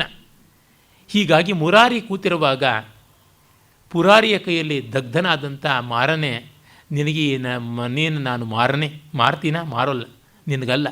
ಬೇರೆಯವ್ರ ಮನೆಗೆ ನುಗ್ಗಿದ್ರೆ ಇಲ್ಲೀಗಲ್ ಟ್ರೆಸ್ಪಾಸರ್ ಅಂತ ನಿನ್ನನ್ನು ದೂರ ಮಾಡ್ತಾರೆ. ಆ ಕಾರಣದಿಂದ ಒಳಗೆ ಬರಬೇಡ ಅಂತಾನೆ. ಆಮೇಲೆ ಅವನು ಇನ್ನೊಂದು ಭವ್ಯವಾದ ಪದ್ಯವನ್ನು ಹೇಳ್ತಾನೆ. ನನಗೆ ತುಂಬ ಇಷ್ಟವಾದಂಥ ಪದ್ಯಗಳಲ್ಲಿ ಇದೂ ಒಂದು. ಇಲ್ಲಿ ಆ 3ನೇ ಸಾಲಿನ ಅಖಂಡ ದಂಡಾಕಾರದ ಸಮಾಸ ನೋಡಿ. ಧನ್ಯಾನಾಂ ಗಿರಿಕಂದರೇಶು ವಸತಾಂ ಜ್ಯೋತಿಃಪರಂ ಧ್ಯಾಯತಾಂ ಆನಂದಾಶ್ರು ಜಲಂ ಪಿಬಂತಿ ಶಕುನಾ ನಿಶಂಕಂ ಅಂಕೇಶಯಾ ಅಸ್ಮಾಕಂ ತು ಮನೋರಥೋಪರಚಿತ ಪ್ರಾಸಾದ ವಾಪಿ ತಟ ಕ್ರೀಡಾಕಾನನ ಕೇಲಿ ಕೌತುಕ ಜುಷಾಂ ಆಯುಃ ಪರೀಕ್ಷೀಯತೆ.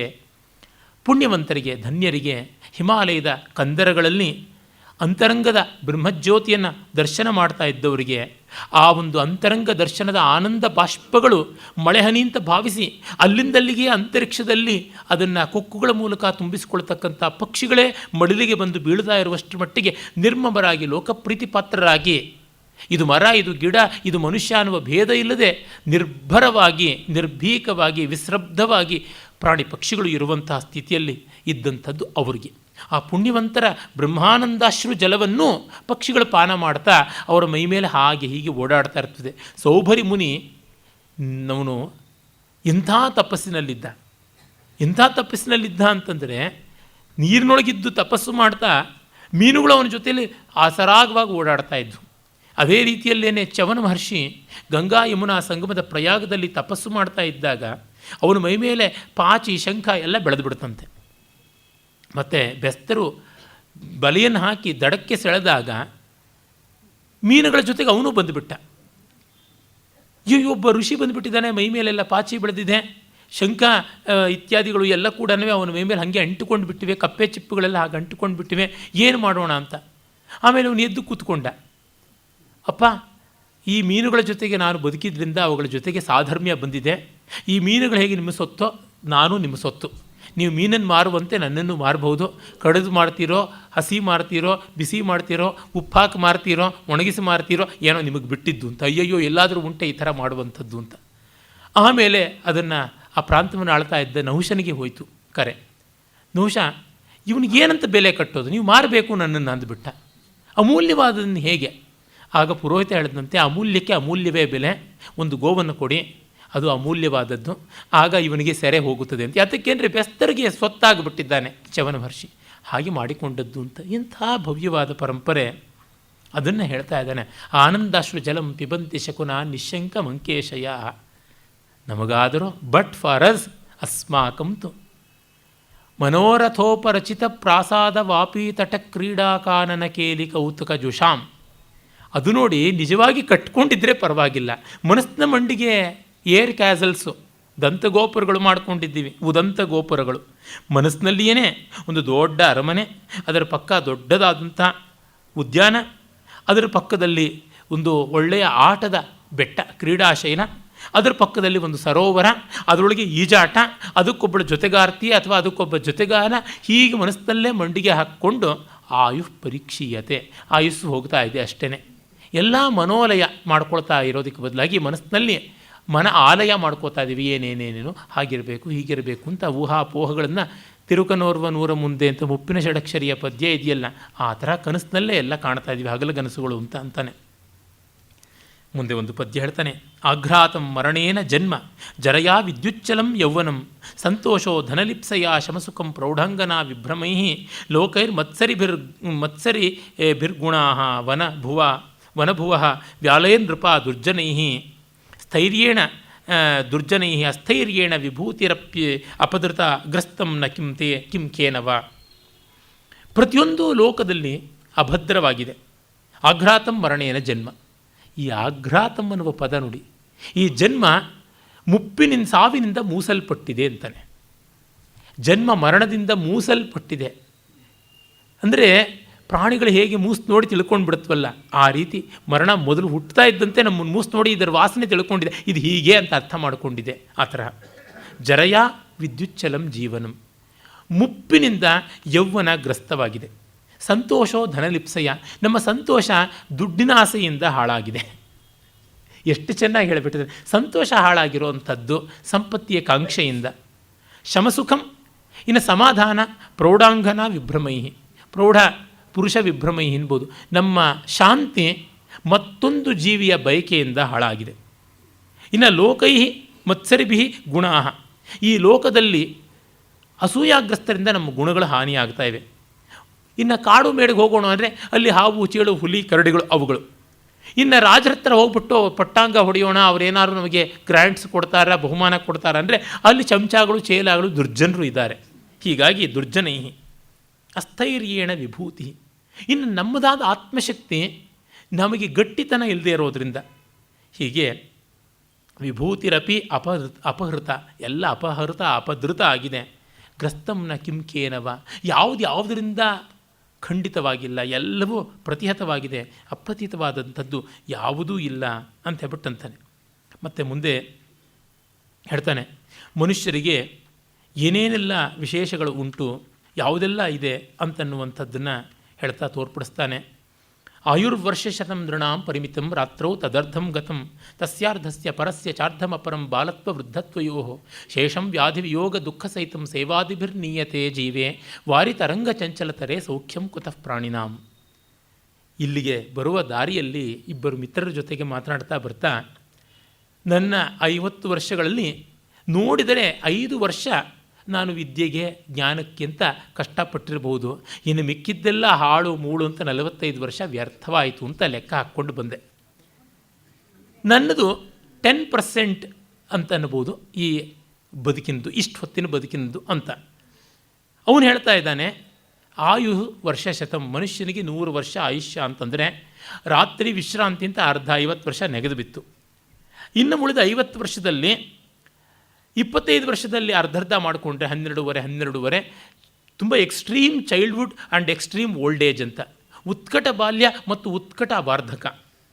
ಇನ್ನು ಉಳಿದ 25ರೊಳಗೆ ವ್ಯಾಧಿ ವಿಯೋಗ ದುಃಖ ಸೇವಾ, ರೋಗ, ಆತ್ಮೀಯರ ವಿಯೋಗ, ಸೇವೆ, ದುಃಖ, ಬಗೆಬಗೆಯಾದಂಥ ದುಃಖಕ್ಕೆ ವೆರೈಟಿ ಬೇಕಾದಷ್ಟಿದೆ.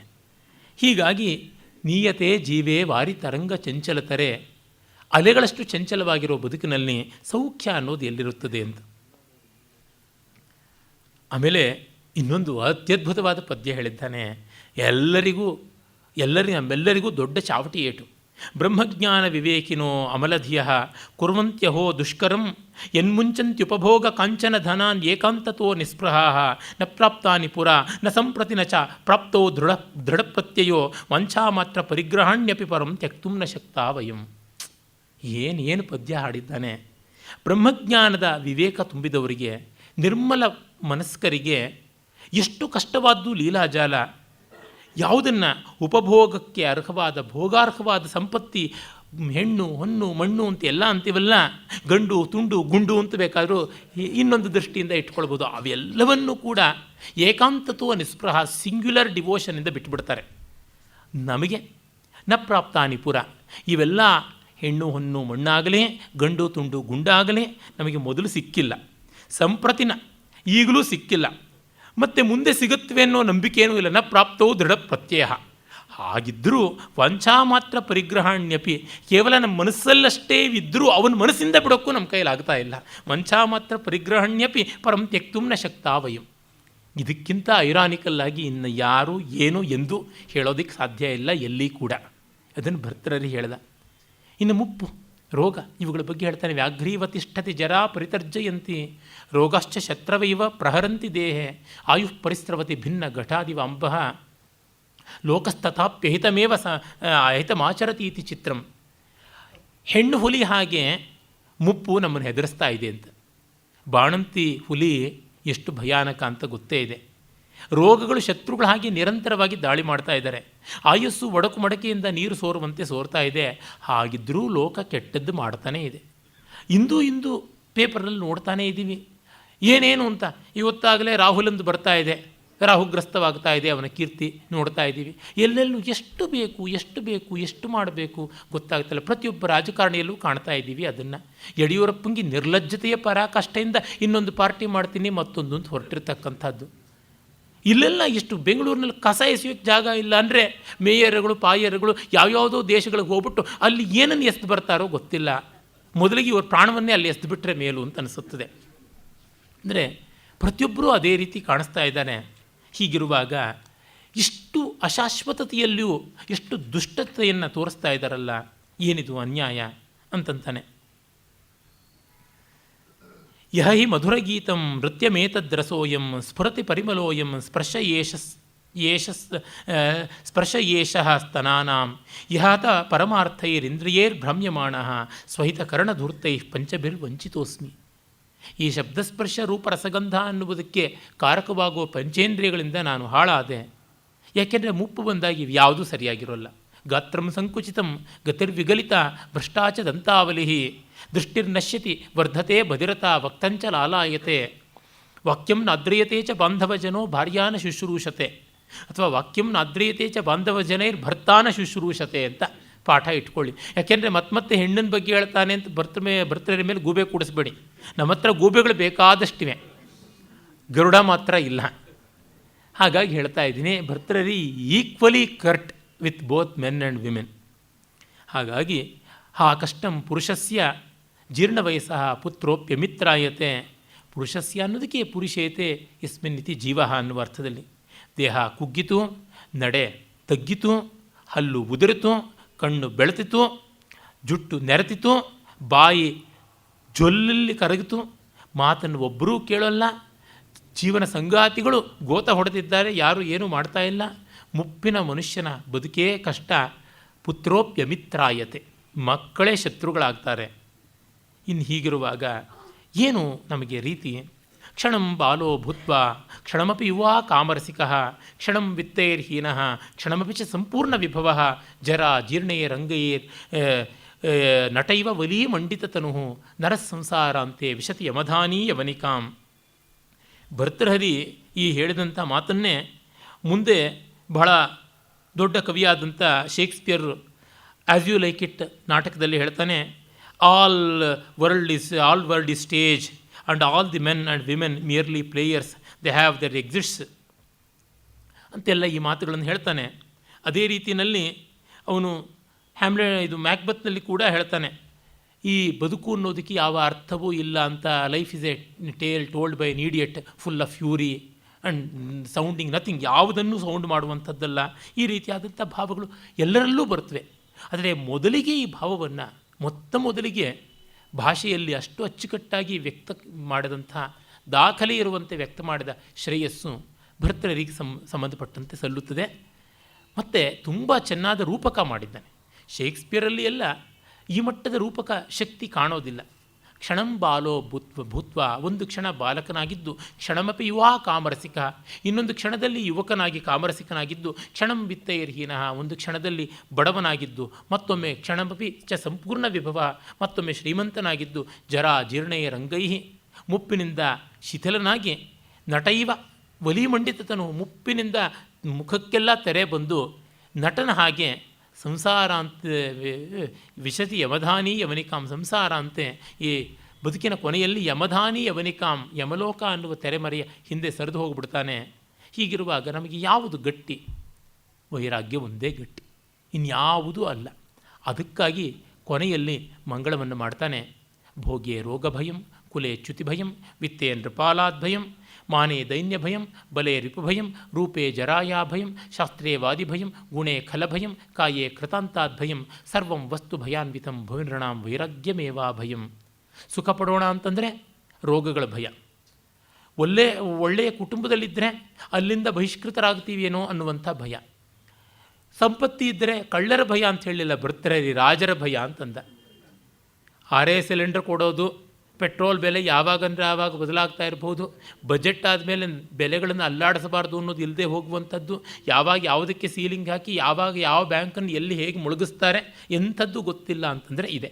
ವಿತ್ತೇನ್ ನೃಪಾಲಾದ್ಭಯಂ, ಮಾನೇ ದೈನ್ಯ ಭಯಂ, ನಾವು ಮಾನಿಷ್ಠರು ಅಂತಂದರೆ ಯಾರ ಮುಂದೆ ಸೆರೆಗೊಡ್ಡಬೇಕು ಅನ್ನುವ ಭಯ. ಗುಣೇ ಬಲೆ ರಿಪು ಭಯಂ, ಬಲವಂತರಿಗೆ ಯಾವ ಭೌತಿಕವಾದ ಬಲ ಇರತಕ್ಕಂಥವ್ರ ಭಯ. ಇನ್ನು ರೂಪ ಇದ್ದರೆ ಮುಪ್ಪಿನ ಭಯ. ನಮ್ಮ ನಟರನ್ನು ನೋಡಿದ್ರೆ ಸಾಕು, ನಟರನ್ನಿರಲಿ ಈ ಕಾಲದಲ್ಲಿ ತುಂಬ ವೇದಾಂತಿಗಳು ಪ್ರವಚನಕಾರರಿಗೇ ಆ ಒಂದು ಇದು ಬಂದುಬಿಟ್ಟಿದೆ, ಬಣ್ಣ ಸುಣ್ಣ ಅಲಂಕಾರ ಮಾಡ್ಕೊಂಡು ಹೋಗಬೇಕು ಅಂತ. ನನ್ನ ಸ್ನೇಹಿತ ಒಳ್ಳೆ ಯೋಗಪಟು, ಹೇರ್ಡ ಇಲ್ಲದೆ ಹೊರಗೆ ಬರೋಲ್ಲ. ಅಂದರೆ ಆ ಯೋಗದಿಂದಾಗಿ ಯೌವನ ಬರುತ್ತದೆ ಅಂತ ಈ ರೀತಿ ಮಾಡಿಕೊಳ್ಳಬೇಕೆ? ಹೇಳಾಯಿತು ಹಂಗಿಸಿ ಆಯಿತು, ಏನೂ ಪ್ರಯೋಜನ ಆಗೋದಿಲ್ಲ. ಈ ಥರ ಆಗಿಬಿಡ್ತದೆ. ಅಂದರೆ ಆ ಮಟ್ಟದ ಗ್ಲ್ಯಾಮರ್ ಇರಬೇಕಾಗುತ್ತದೆ. ಶಾಲಿಲ್ಲದೆ ಇದ್ದರೆ ಬಾಯಿಂದ ಪ್ರವಚನ ಬರೋದಿಲ್ಲ, ಹಾರ ಕೇಯೂರುಗಳಿಲ್ಲದೆ ಇದ್ದರೆ ಗಂಟ್ಲಿಂದ ಜ್ಯೋತಿಷ ಹೊಮ್ಮೋದಿಲ್ಲ. ಈ ರೀತಿಯಾಗಿ ವಿದ್ಯೆಗೂ ಅಲಂಕಾರಕ್ಕೂ ಸಮವಾಯಿ ಸಂಬಂಧ ಆಗಿಬಿಟ್ರೆ ಗತಿ ಏನಾಗುತ್ತದೆ? ಮತ್ತು ಶಾಸ್ತ್ರೇ ವಾದಿಭಯಂ, ಶಾಸ್ತ್ರವ್ಯಾಸಂಗವನ್ನು ಚೆನ್ನಾಗಿ ಮಾಡ್ತೀವಿ ಅಂದರೆ ಇನ್ಯಾವ ಪಂಡಿತ ಬಂದು ನಮ್ಮ ಬಂದು ಎದೆಗೆ ಒದ್ದು ಬಿಡ್ತಾನೋ ಅಂತ ಭಯ. ಇನ್ನು ಗುಣವಂತರಾಗಿ ಬಾಳೋಣ. ನಮ್ಮ ಭಾರತೀಯರದು ವಿಶೇಷವಾಗಿ ಈ ಕಾಲದಲ್ಲಿ ತುಂಬ insecure feeling, V shall be virtues, V shall be positive, V shall be optimistic ಅಂತ.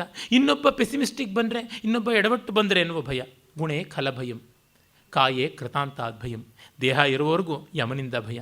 ಸರ್ವಂ ವಸ್ತು ಭಯಾನ್ವಿತಂ ಭುವಿ, ಈ ಜಗತ್ತಿನಲ್ಲಿ ಭಯವಿಲ್ಲದ ವಸ್ತುವೇ ಇಲ್ಲ. ಅನ್ಯ ವಸ್ತು ಅಂದರೆ ದ್ವಿತೀಯಾದ್ವೈ ಭಯಂ ಭವತಿ ಅನ್ನುವ ವೇದದ ಮಾತು ಬರ್ತದೆ. ಹಾಗಾಗಿ ವೈರಾಗ್ಯ ಒಂದೇ ಅಭಯ ಅಂತಾನೆ. ಈ ಅಭಯವನ್ನು ಕೊಟ್ಟಂಥ ಭರ್ತೃಹರಿಗೆ ನಾವು ಏನು ಕೊಡೋದಕ್ಕೆ ಸಾಧ್ಯ? ಅಂಜಲಿ ಪರಮಾಮುದ್ರಾ. ನಮಸ್ಕಾರ.